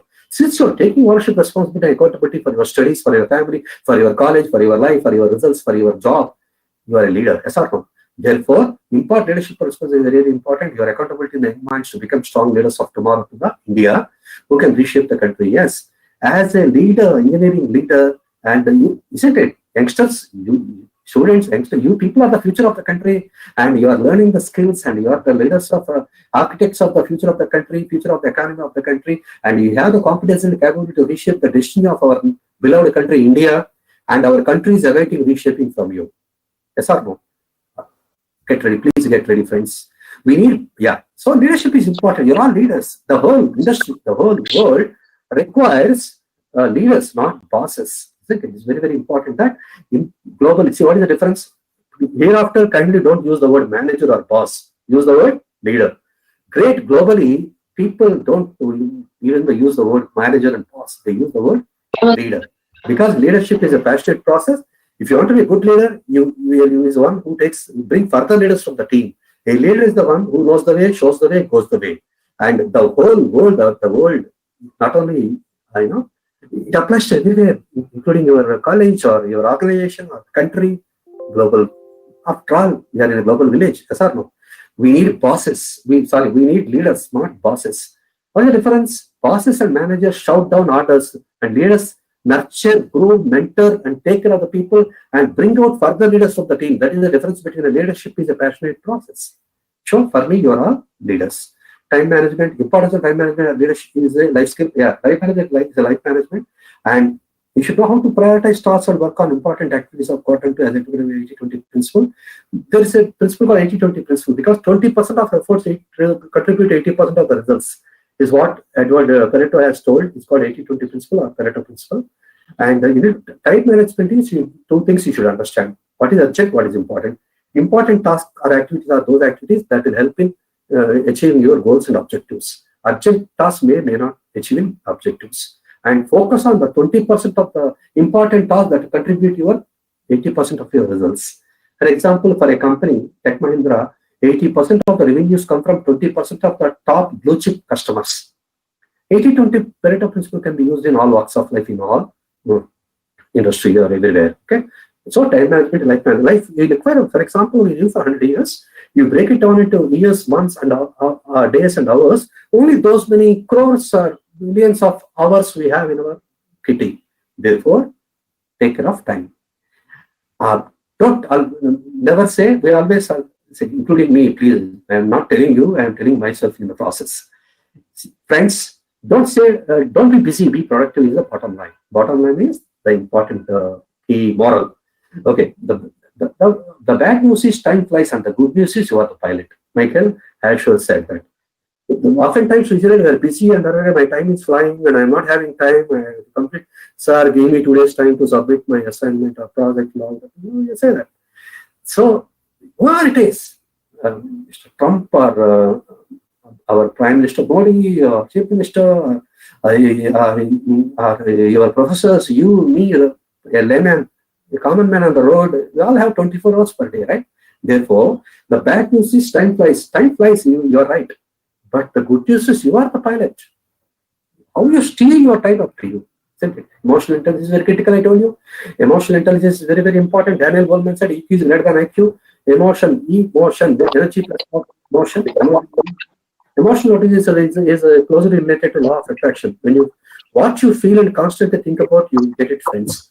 You think that you get into a top, your dream job, into your dream company, a top company with and learn these technology skills, and in 5 years' time I become program manager or vice president, or 10 years' time I'd like to become a probably MD or a CEO of a particular company. It's all possible. We have thousands of examples around us. Thoughts plus feelings are manifestations, and so what you think, feel, and constantly think, what you get it. Isn't it? It's very, very important. What you think, you become. What Gautama Buddha said also. Thoughts plus feelings are manifestations, passion, purpose, and presence in that order. You have passion, work with purpose, and then you have the presence of mind, and then it will be achieved. Feel, believe, rescue. Daniel Goleman, EQ is greater than IQ, knowing the emotions of ourselves and what is EQ? Emotional intelligence. Finally, sir, emotional intelligence is defined as realizing and knowing the emotions of ourselves and the emotions of others, and then maintaining a strong interpersonal relationship and social skills may be called as emotional intelligence. Emotion has 4 dimensions, friends. What are self-awareness, knowing about ourselves, self-awareness, self-management, having self-discipline, moral compass, empathy, putting ourselves in others' shoes. There is a great author called Stephen Covey who wrote the book 7 Habits of Highly Effective People. One of the fourth habit is called seek first to understand that to be understood. First to seek first to understand others, then expect them to understand you. Then skilled relationship, another important thing. Building interpersonal social skills are very important. 4 dimensions of emotional intelligence. Be unique, be yourself, become who you are. What you think, you become. Rapid change very important. Change is the law. Growth is optional. Choose wisely. We discussed that change is here to stay. Change is only permanent thing. Change is constant. change never ends. Change is always constant. COVID is a change for us. Have you ever expected this? With that, we are taking cautious, we are using mask and we are sanitizing, washing hands, and we are tomorrow when college happens also, and we are going to follow all the safety procedures. The principles are just mentioned in the in the introduction. That's a change for us. Please adopt a change. HR people think that people will recruit on their ability to deal with the change uncertainty. TCS byline is experience certainty. That is, if you are with the TCS, you experience certainty about your career, your learning. Please come and join TCS. If you are with the TCS, if you give projects to TCS, you can experience certainty about your project delivery and on-time delivery within budget. Their customers give the project to us. That's so there. That's a slogan. It's a marketing business slogan. It's called experience certainty of Tata Consultancy Services. Charles Darwin's National Theory of Evolution said 3 laws of evolution. What are they? Struggle for existence, inheritance of aquatic characteristics, and survival of the fittest. Isn't it? So in that National Theory of Evolution, in that, and there was a struggle for existence, and there was no proper food and environment and temperature, and those organisms that adopted and acquired the new skills, inheritance of aquatic characteristics, have gone to the third stage called survival of the fittest. Charles Darwin is alive. He would have said this: the third law as a survival of the most adaptable. We are in the survival of the most adaptable situation. We should be adaptable, friends. There is no choice. We are in the survival of the most adaptable. And ants were the ants. Yeah, Charles Darwin says that the tiny small ants are able to adapt to the onslaught of evolution, of thousands of years of evolution. They are able to see ants from then and even now. Whereas dinosaurs are such a powerful, mighty. They're very mighty, proud dinosaurs. They have become extinct and vanished and perished. Would you be smart like ants, or would you be foolish like dinosaur? We don't change, we join dinosaur clan. That is the meaning. Adopt, change, and thrive, bend but not break. Change when you want to, not when you have to. I told you about it. And ants rule of, I think I skip it because ants are very smart animals and are able to survive. So let us be smart like ants. Let us not be foolish like dinosaurs. Learnability, ability to learn is called learnability. I told you that we are in the era of learning the 3 dimensions: learn, unlearn, and remember. And we need to, in order to learn, we need to skill ourselves constantly. What are the skills? Again, 3 types: upskill, reskill, and cross-skill. We are in the era of continuous lifelong learning.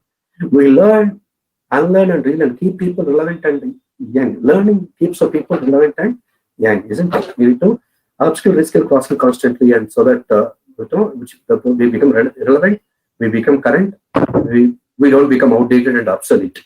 Here, a small story. There is an author, I think I oftentimes quote this because this is the #1 personality development book, which is The 7 Habits of Highly Effective People by Dr. Stephen Covey. It's also written 25 years back, and it is a bestseller till today. Dr. Covey said, 7th habit is called sharpen the saw. So, what is the book? 7 Habits are different. I think you already know about this book, and it must be there in your library. I'm sure you have in the library. Else, tomorrow you go to library. Friends, go to library and recommend to your librarian to buy 10 to 20 copies of 7 Habits of Highly Effective People and borrow and read, of course, after the COVID situation, and read. Or why? Of course, that is one part of it. Even otherwise, Flipkart or Amazon, you order and buy for your own. It just doesn't cost more than 250-300 rupees paperback.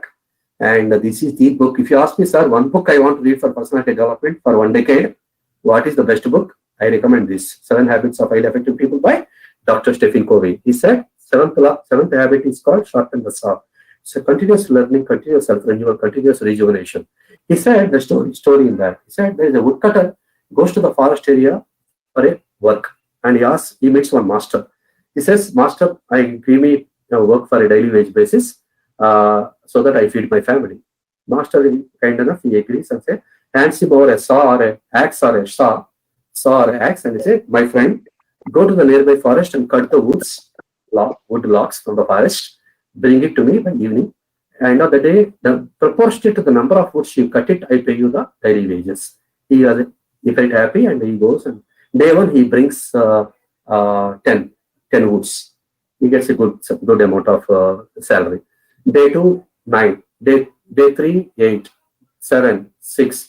After 5 days, "Master, my productivity has been coming down.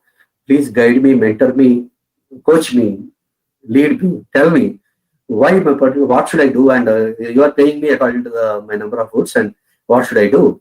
Master asked one simple question. My dear friend, you are a very hardworking boy, and tell me, when was the last time you sharpened your saw? When was the last time you sharpened your saw? He said, Master, I was busy cutting the woods and I didn't have time to sharpen my saw. Friend, daily before going to woods and sharpen your saw for a few minutes, then otherwise it gets blunt and you won't be able to cut the woods properly. Then it will, then he learned the lesson in a hard way, and then a year thereafter I used to sharpen the saw and get the equal 10 or more than 10 bravos, and it is a happy story. Similarly, if you ask a question to ourselves, extrapolate it and introspect, when was the last time you sharpened our saw and learned something new apart from our regular academics? I have presented in papers, attended seminars, I have done any NPTEL, MOOCs, simply learned some courses like that. I have done something else. Otherwise, your competition is sitting next to you, and hundreds and thousands of people are coming with 8-point CGPA, percentage, 10th, intermediate, and graduation. In what way we are different? What is your differentiator? Kindly tell me. Is that one question? If I am in HR, I'll ask you that question. Sir, my differentiator is this. I have these 3 certifications. I am team leader. I have organized a seminar that shows my leadership skills. I was a good team player. I was in the culturals of my college. I conducted a grand cultural annual event. Sir, I have a great emotional intelligence. I have coached and mentored my juniors. I am a good teacher. I have taken Python programming language for my first year students, second year students in the college. Something you say that. Sharpen your saw regularly. When was the last sharpen? Never stop learning, never stop teaching. Never stop learning, because life never stops teaching to you. Very, very important. So please acquire 2-3 NPTEL certifications by end of it. End of this 1 month, or it's having short 3-4 8 weeks, 12 weeks programs. You know that. Go to NPTEL free online courses. If you Google it, you'll find it. Register it and do it. Short programs, 1 month, 2 months, 3 months programs. You complete it, be happy. Other critical skills: positive attitude, networking skills, questioning skills, goal setting, problem solving, emotional intelligence. I told you all these things. Never ever give up. Please be strong, be confident.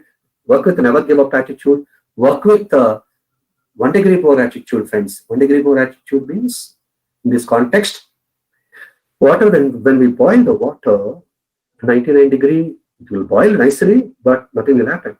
If you increase by 1 more degree, if it reaches 100 degrees, it will generate steam or a vapor which can move turbines and gas engines. Yes or no? Therefore, that is called 1 degree more attitude. From 99 degrees, nothing happens. 1 degree more, it will run the steam engines.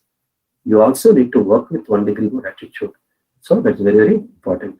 And universal life skills, communication, teamwork, self-motivation, dedication. I think I covered all this. I go fast. And self-motivation, work for industry. All your organizations, core or IT, wants you to be a good communicator, positive attitude, all the skills we talked, good leader, team player, emotional intelligence, learnability, adaptability, all okay.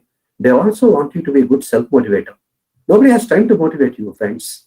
Of course, parents and your teachers may do you in the college another few months. After that, who will do it? And of course, so be a self-motivator first. If you say in the interview that, sir, I'm a self-motivator, I take initiative, and I don't get bogged down and get depressed when I get a failure. I learn from the failures. I never get, I don't overwhelmed, highly excited with success. I don't get depressed with failure. I maintain a strong strong emotional balance. Those are some of the things we need to speak about. Be a self-motivator. And the strive for excellence. Tell part of someone, so never sitting alone. That makes the future employees want to be relevant, employable, and future ready. Are you ready for the future? Have the relevant skills? Industry currently, for example, technology, they're talking about AI, IoT, big data, Adobe, ML, machine learning, cyber security, all these things, global blockchain, or something like that. Are we doing something about it? We're learning in the college, outside the college. Have you done some certifications like anything, other things? Please, there are many, you are very smart people. I know you are good at Googling. You are good at online learning. Friends, please acquire some certifications and learn. Should know something of everything. Tomorrow interview, definitely they'll ask you, what do you know about IoT? What are the applications of Internet of Things? Have you used it in your project anywhere? Do you have any module in the college, outside college. What are the applications? Do you know everything? If you know about AI, IoT, big data, machine learning, and cloud, all NMAX, right? Network mobility, cloud, social security, and all that, we are safe. Otherwise, I have a problem, friends. Example, in my college, a mechanical student came to last stage of interview. He cleared out in Capgemini. Capgemini respects and invites, that all the branch students, benches of students of all the branches. They said, boss, you are a mechanical boy, why do you want to join Capgemini IT company? Sir, my brother is in IT, my sister is in IT, working in Bangalore. I would like to, I am good at Java, Python, and programming languages. I would like to form my career. Okay. Good. Welcome. You have cleared your online test and all, and very successful so far. Can you tell me what are the emerging technology trends happening in the industry? Can you quote some emerging technologies that are happening in the industry now, globally? He was silent. He could not. He was little apprehensive, and though he knew, he's a very nice boy. That student forgot or whatever happened. Unfortunately, it was a bad day for him. He could not articulate it. That's it. Then what happened? Boss, you want to join IT company? You don't know emerging technology trends happening in your own industry or in IT? What is this? Are you not tracking? Are you not reading? Are you not Googling? Are you not asking your professors? Are you not catching up with good quality international national journals? What is that? Are you always busy with academics? You should please track it, friends. It's very, very important. You should be able to talk about the emerging technology trends for a few minutes if possible, sometimes in interview. And regarding programming, whatever programming, if it is a developer, programmer, coder role, definitely they give a white paper and ask you to write the code in the interview room. Be ready with that. It's important. They ask one question called, 1 to 10 point scale, how do you rate yourself in the programming skills? How, in 1 to 10, I give myself 7, sir, or 8, sir. Okay, in Java, C++, or Python. Okay, what steps you are taking to improve from 7 to 8 or 8 to 9? These are the common questions, right? And tell me about your important thing. Tell me about your project, and tell me what did you learn from your project? What is the project size? What technology used in the project? What was the role in the project? How many people worked in the project? What are the key takeaways from the project? What is the scope of the project for the explaining them? And what is more for a project? You should be able to speak for 5 minutes continuously. That's also very, very critical and important. Very, very important thing. So be confident and be adaptable and be authentic, which is very, very important. And there could be a question like, if I ask your professor what kind of feedback he or she gives about you, something like that. These are the common questions they may ask. Secret of success is self-confidence. Secret of self-confidence is preparation practice. So please prepare in practice, friends. To get it successful, to be successful, you need to have tremendous confidence. How do you get confidence? Preparation practice. If I have 6 hours to cut a tree, I spend first 4 hours to sharpen my saw, said Abraham Lincoln. What a beautiful statement, right? 4 hours he sharpened the saw, and 2 hours he cut the tree. That's it. Talks about preparation practice. For example, your favorite batsman Virat Kohli. Tomorrow there is a T20 with Australia, and will you go to the next and practice, or go to hotel room and take rest? He'll go to next and practice. That's the importance of practice. In formula of success, no shortcuts. Love what you do. Keep the spirit of learning alive. Person with your strong character, authentic, and be stick to plan. Be hard work and smart, learnable, adaptable. Let us emulate Dr. APJ. I told you that. Important. One of my chief role model, Dr. Abdul Kalam. I request you also to please follow his messages of Dr. APJ Abdul Kalam. You get inspired, motivated, follow, internalize, institutionalize the messages of Dr. APJ and follow them. You will become great.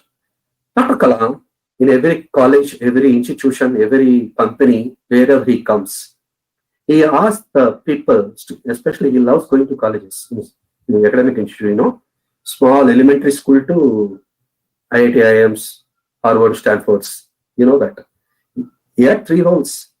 Rocket scientist, people president, and teacher. We asked him when he came to TechM, sir, which role you like the most? He said, I love that role as a teacher. And he lived as a great teacher. He met 10 million, 15 million students globally in his lifetime. No other leader met as many students as Dr. APJ Abdul Kalam. His birthday is celebrated as International Students' Day, you know that. He lived as a great teacher and passed away as a great teacher. He was a professor in Mama University here in Chennai.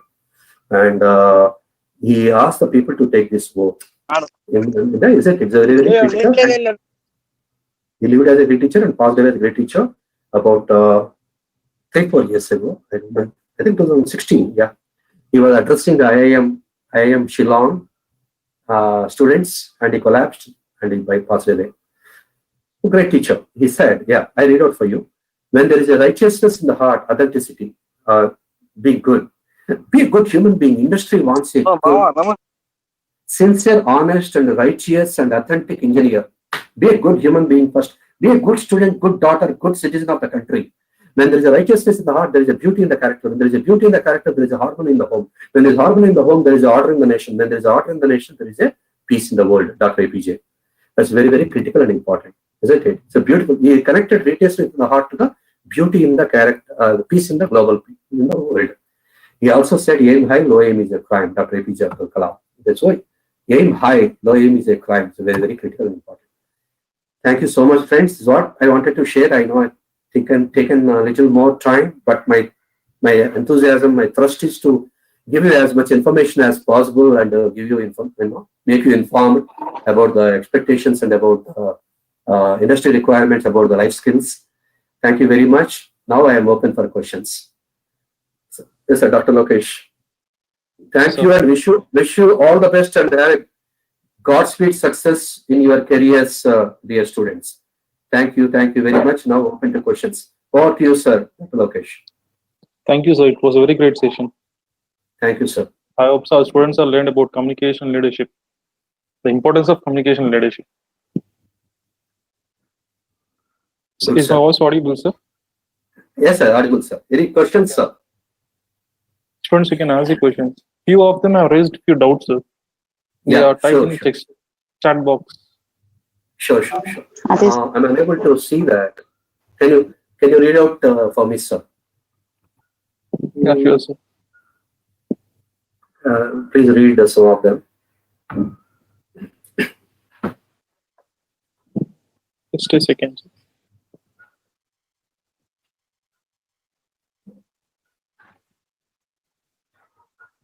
I have a question, sir. Why Indian engineering graduates are lack of skills and someone and the other only think, which according to me most of the Indian students lack in the practical knowledge. Why? He was asking why Indian students are lacking in practical knowledge. It was posted by a student named Akhil Reddy. You should be knowing about it. Practical knowledge, it requires preparation, practice, and it requires to go to lab and write thousands and thousands of lines of, for example, again I give IT examples. In TechM, in the 2 months of ELTP freshers training, unless a trainee completes 10,000 lines of code, we don't send him or her to the projects business unit. Therefore, why practical knowledge is lacking? Maybe lack of practice. You understand it? Why skills are lacking for an engineering graduate in India? Engineering colleges are mushrooming. We have seen many colleges in North, and so many colleges are coming up with the lack of quality, and they're not, having proper infrastructure, or they're not having good quality procedure, good teachers and all. And if you go still one step before that, probably it stems from the school, isn't it? I'll give one shocking one survey, and you'll understand that why the situation is like that in India. And I learned it from a global leader. And in India, in 2011, there is a survey conducted called PISA survey, Program for International Student Assessment, PISA. In that, 74 countries participated, and they tested 10th class level. They tested the students' conceptual clarity about in the science, and working about formulae and their application of formulae in maths, and understanding language and communicating simple terms in language. In these three application aspects of these three things, I have tested in the PISA survey. After 6 months of rigorous survey in 74 countries, they gave results. India stood at, the position I think you already, some of you might be knowing about it. India stood at 73rd position. There's a country called Kazakhstan, which was a ramification of Russia, that came in 74th position. Therefore, our school education is probably the culprit. I'm sure I may be right or wrong. The survey is saying that. Why did we get 73rd position? All these people come to intermediate people come to engineering or medicine or architecture. So therefore, need to stem the rot. School education is one important lacunae or reason for probably for the lack of skills. People at 8th class level not know how to divide a 3-digit number by 2-digit number, and they're not able to communicate. Write one small essay, write about cow. They're not able to write without much mistakes. 10 lines. There are so many examples, sir. That is the state of school education. Anyway, leaving it apart, I'm not here to. I'm telling the facts. Friends, I request you to please know this reality, work very hard, understand the situation, and then acquire as many skills as possible using your professors, your nice college, and become employable, and then become successful and in your careers. That is my purpose of talking to you today. Thank you. Next question, sir. Okay. Is there anyone who's having a question? You can ask our resource person. Good evening, sir. Can you hear me, sir? Am I audible? Yeah, it's audible. This is Shabina Arif from Saudi Arabia. I have attended your entire session, and I must admit that it was one of the wonderful sessions I have ever attended so far. And I love your point you have said, be distinct or become an instinct. I really appreciate that. Thank you very much, sir, for the wonderful session. Now here, I am in the teaching faculty here in Saudi Arabia. I have opted for the SWAYAM courses, but over there they are asking that for the certification, you will have to do the proctor exam, but for that you will have to come to India for it. So I just wanted to know something about SWAYAM courses, if you can throw some light on that. Are SWAYAM courses completely online, or do we have to go to India to give the exam? Or you can suggest in your view some courses which are totally online, so I can do it from here, Saudi Arabia. Thank you, sir. Thank you. Good question, and I appreciate you. Glad that you found some of the points useful to you. And coming to your question, about SWAYAM. Yeah, SWAYAM. SWAYAM is an initiative of MHRD, Government of India, and it is offered in a platform along with NPTEL, National Program on Technology Enhanced Learning. Yes, that expects you to get a certification. You need to write an exam, proctored, and for example, in Chennai, I went to SRM College and wrote the exam. I told you that I got 4 certifications of NPTEL. And similarly, a proctored exam is required. NPTEL, this is a very strange, unexpected pandemic situation globally now. So they never expected this. In the corona situation, since they are virtually, first time they want to conduct a proctored online test and they're struggling. In fact, I am one of the online teachers. They sent a message mailed to me to be an online tutor for them, invigilator for the exams. I said, okay. They give me 10 students, something like that. So they're toying with the idea of somehow conducting exam online and give certifications and to the students. They're struggling. But once the things will come to normalcy after 2-3 months in India, and probably they'll call them to the nearby college and ask them to write, and they'll be normal. So in Saudi Arabia, if you want to do it, and you can take an online proctored exam, please write to them, tell them that you are in your location, and see that who is coordinating for that particular country, and then get in touch with that professor or a coordinator. Number one. Other than NPTEL is not the be all or end all, and that's why I came to this slide. I hope you are able to see that. MOOCs, Coursera, Simple Learning, Udacity, Pluralsight, Internet is having internet. I regard internet as a virtual global library, digital library. If you go to MOOCs, MOOCs and Coursera, so of course 50% of are paid and you need to pay money, and the remaining 50% are all free open source courses are available in technology or general. So you can also go to these websites, MOOCs, Coursera, Udacity, website, and complete and acquire these certifications, and thereby acquire a differentiator, as rightly said. NPTEL Swayam is Government of India and IITs. Local, first time they're experimenting with the online exam.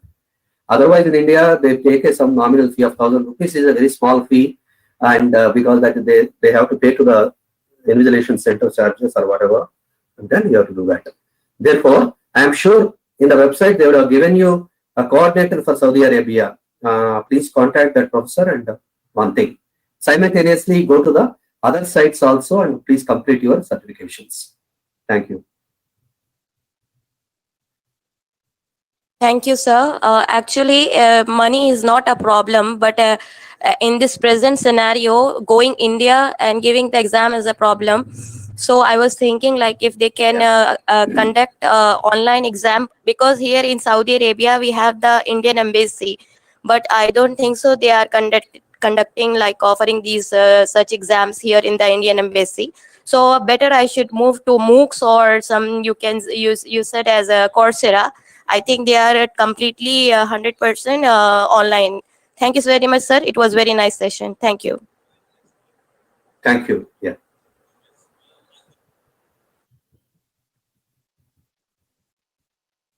Sir, any other question? Yeah, so one has posted a question. He's stating that out of 1,000 engineers, only one engineer get job. Other 999 people do not get the job. Is it not the problem of colleges that do not teach all these? I don't agree with that. It is a question of being employable, acquiring the employability skills besides being taught in the college, and some of it has to come from the student side. 100% yeah, participation has to come from the student side is very, very important. If we don't meet their expectations, and currently the issue is employability, not unemployment, is unemployability. And we are in the era of employability. As long as you're employable and have the relevant skills, you get hired. There is no doubt about it. For example, you know Python. If you, for example, again, IT. Pardon me if I take IT examples. And if you know Python, if you know good at Java and some programming language, you're good at foundations, fundamentals of your testing, fundamentals of software engineering principles at SDLC. Definitely, no company would like to miss you. Why don't you work hard and put your own push and pull? Both should act equally and learn these skills and become employable and get into job. And all colleges are trying their best to incorporate latest curriculum and syllabus and pedagogy to impart the relevant skills for the industry. I am sure JNTU Anantapur and all JNTUs here in Anna University or my own, we are in a different university, Savita. We are all doing that. Apart from that, you can students also learning, doing self-learning and becoming employable. So opportunities are there, and we need to be relevant and learn these skills, number one. Number two, yes, COVID situation, yes, there is a slight 10 to 15% drop in the hiring process, what reports are saying. But after 3-4 months, once the things become normalcy, again, they keep hiring and they require some latest skills in AI, awareness about IoT, AI, and some data science and all that. Very, very important. And after 6 months, again, it's going to boom. Hiring going to be. They need people. They need ELTP. They need freshers. All cost-effective, low-cost resources. They can't always hire experienced people. They train you and put in. They do cost-effective project management at low cost when they hire ELTPs, freshers like you from colleges. That's very, very important. So there's an opportunity. Therefore, get ready for that and learn these skills. Be ready. Companies may be slightly reduced for the time being, 10 to 15% report says, but they'll come back very strongly with very huge hiring numbers. For example, yesterday also, Car Technology and Capgemini is a good company. Come to our college. They did online hiring. They did online recruitment process, placement yesterday. And they conducted a test online. Therefore, please acquire the skills. So engineering is all about skills, not just a degree. So don't think that 99 people among 100 are not good enough or they don't get jobs at all. No, not that. I'm not saying that. But HR is telling me in the college and saying that, sir, we have 100 jobs, but I found only 80 people. I went to 10 colleges. What do I do? Please tell me. 20 people, I could not get it. I'm keeping it vacant, sir. That is, HR is saying that people with the required employability skills are in short supply. They're scanty in the current job market. Find out what is employability skill, what is a hot skill required, and learn in whatever way, and then equip yourself. For example, you need AI. You ask your professors in your college, they'll be very happy to teach you. Have a small module. If a group of 10 to 50 people or 30 people go there, they will teach you and they will guide you, mentor you. I am sure about it. Thank you.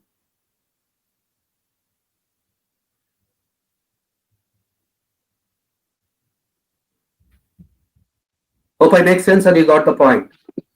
Yes, sir. Okay, sir. Any further questions, sir? Yeah. There's one more question, sir. Yes, sir. Why there are only few entrepreneurs emerging in India compared to other countries? Few enterprises. Few entrepreneurs emerging in India when compared to other countries. Yeah. Entrepreneurship culture is a cultural issue.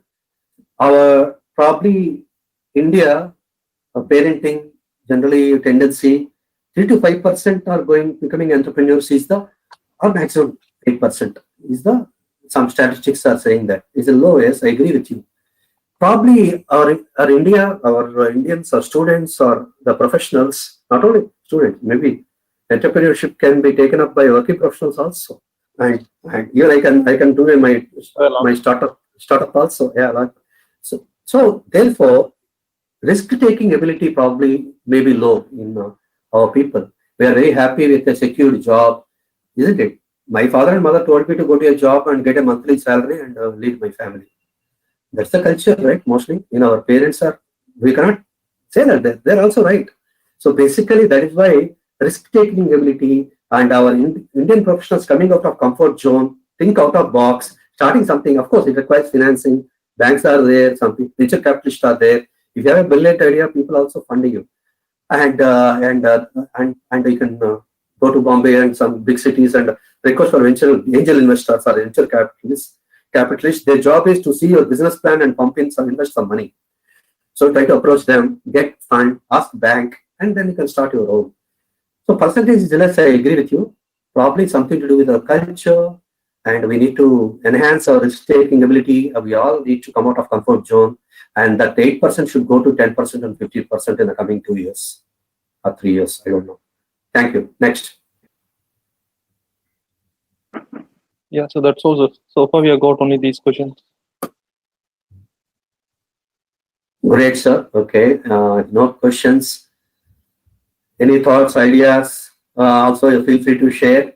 Fine. If you don't have it now, probably you can share your questions with Lokesh sir, Reddy Prasad sir, and then I'll try to reply to you within 24 hours. And my commitment to you. God bless you. Wish you all the best and Godspeed success in your careers. Very happy. Yeah, so one of our students would like to talk with him, sir. Yes, sir. Please go ahead. Yeah. Ajay, you can speak. So good evening, everyone. My name is Ajay from MTIET-CSE. On behalf of Computer Science and Engineering, I would like to thank our principal, sir, who put his valuable time in this webinar for making it successful. And also I thank our HOD, sir, K. Lokesh, sir, for his support and guidance for this webinar. And also our placement, sir, Reddy Prasad, sir, for his support. Sir, thank you, sir, for your valuable words. And it's really very useful for each and every student who had attended this webinar. Thank you. Thanks a lot for everyone, students and all other who have attended this webinar. And thank you, sir. Thanks a lot for that. Thank you. Thank you very much. Yeah, thank you, Ajay. Anyone else who's willing to talk or who is willing to communicate?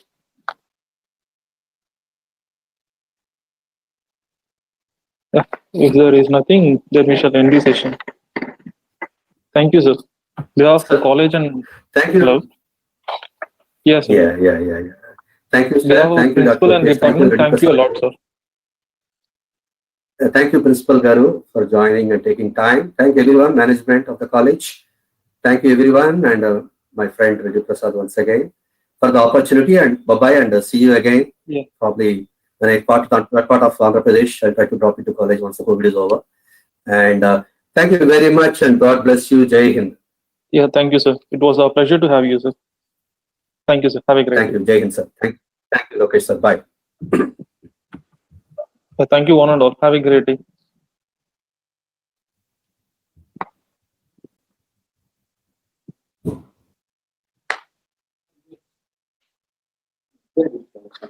Start.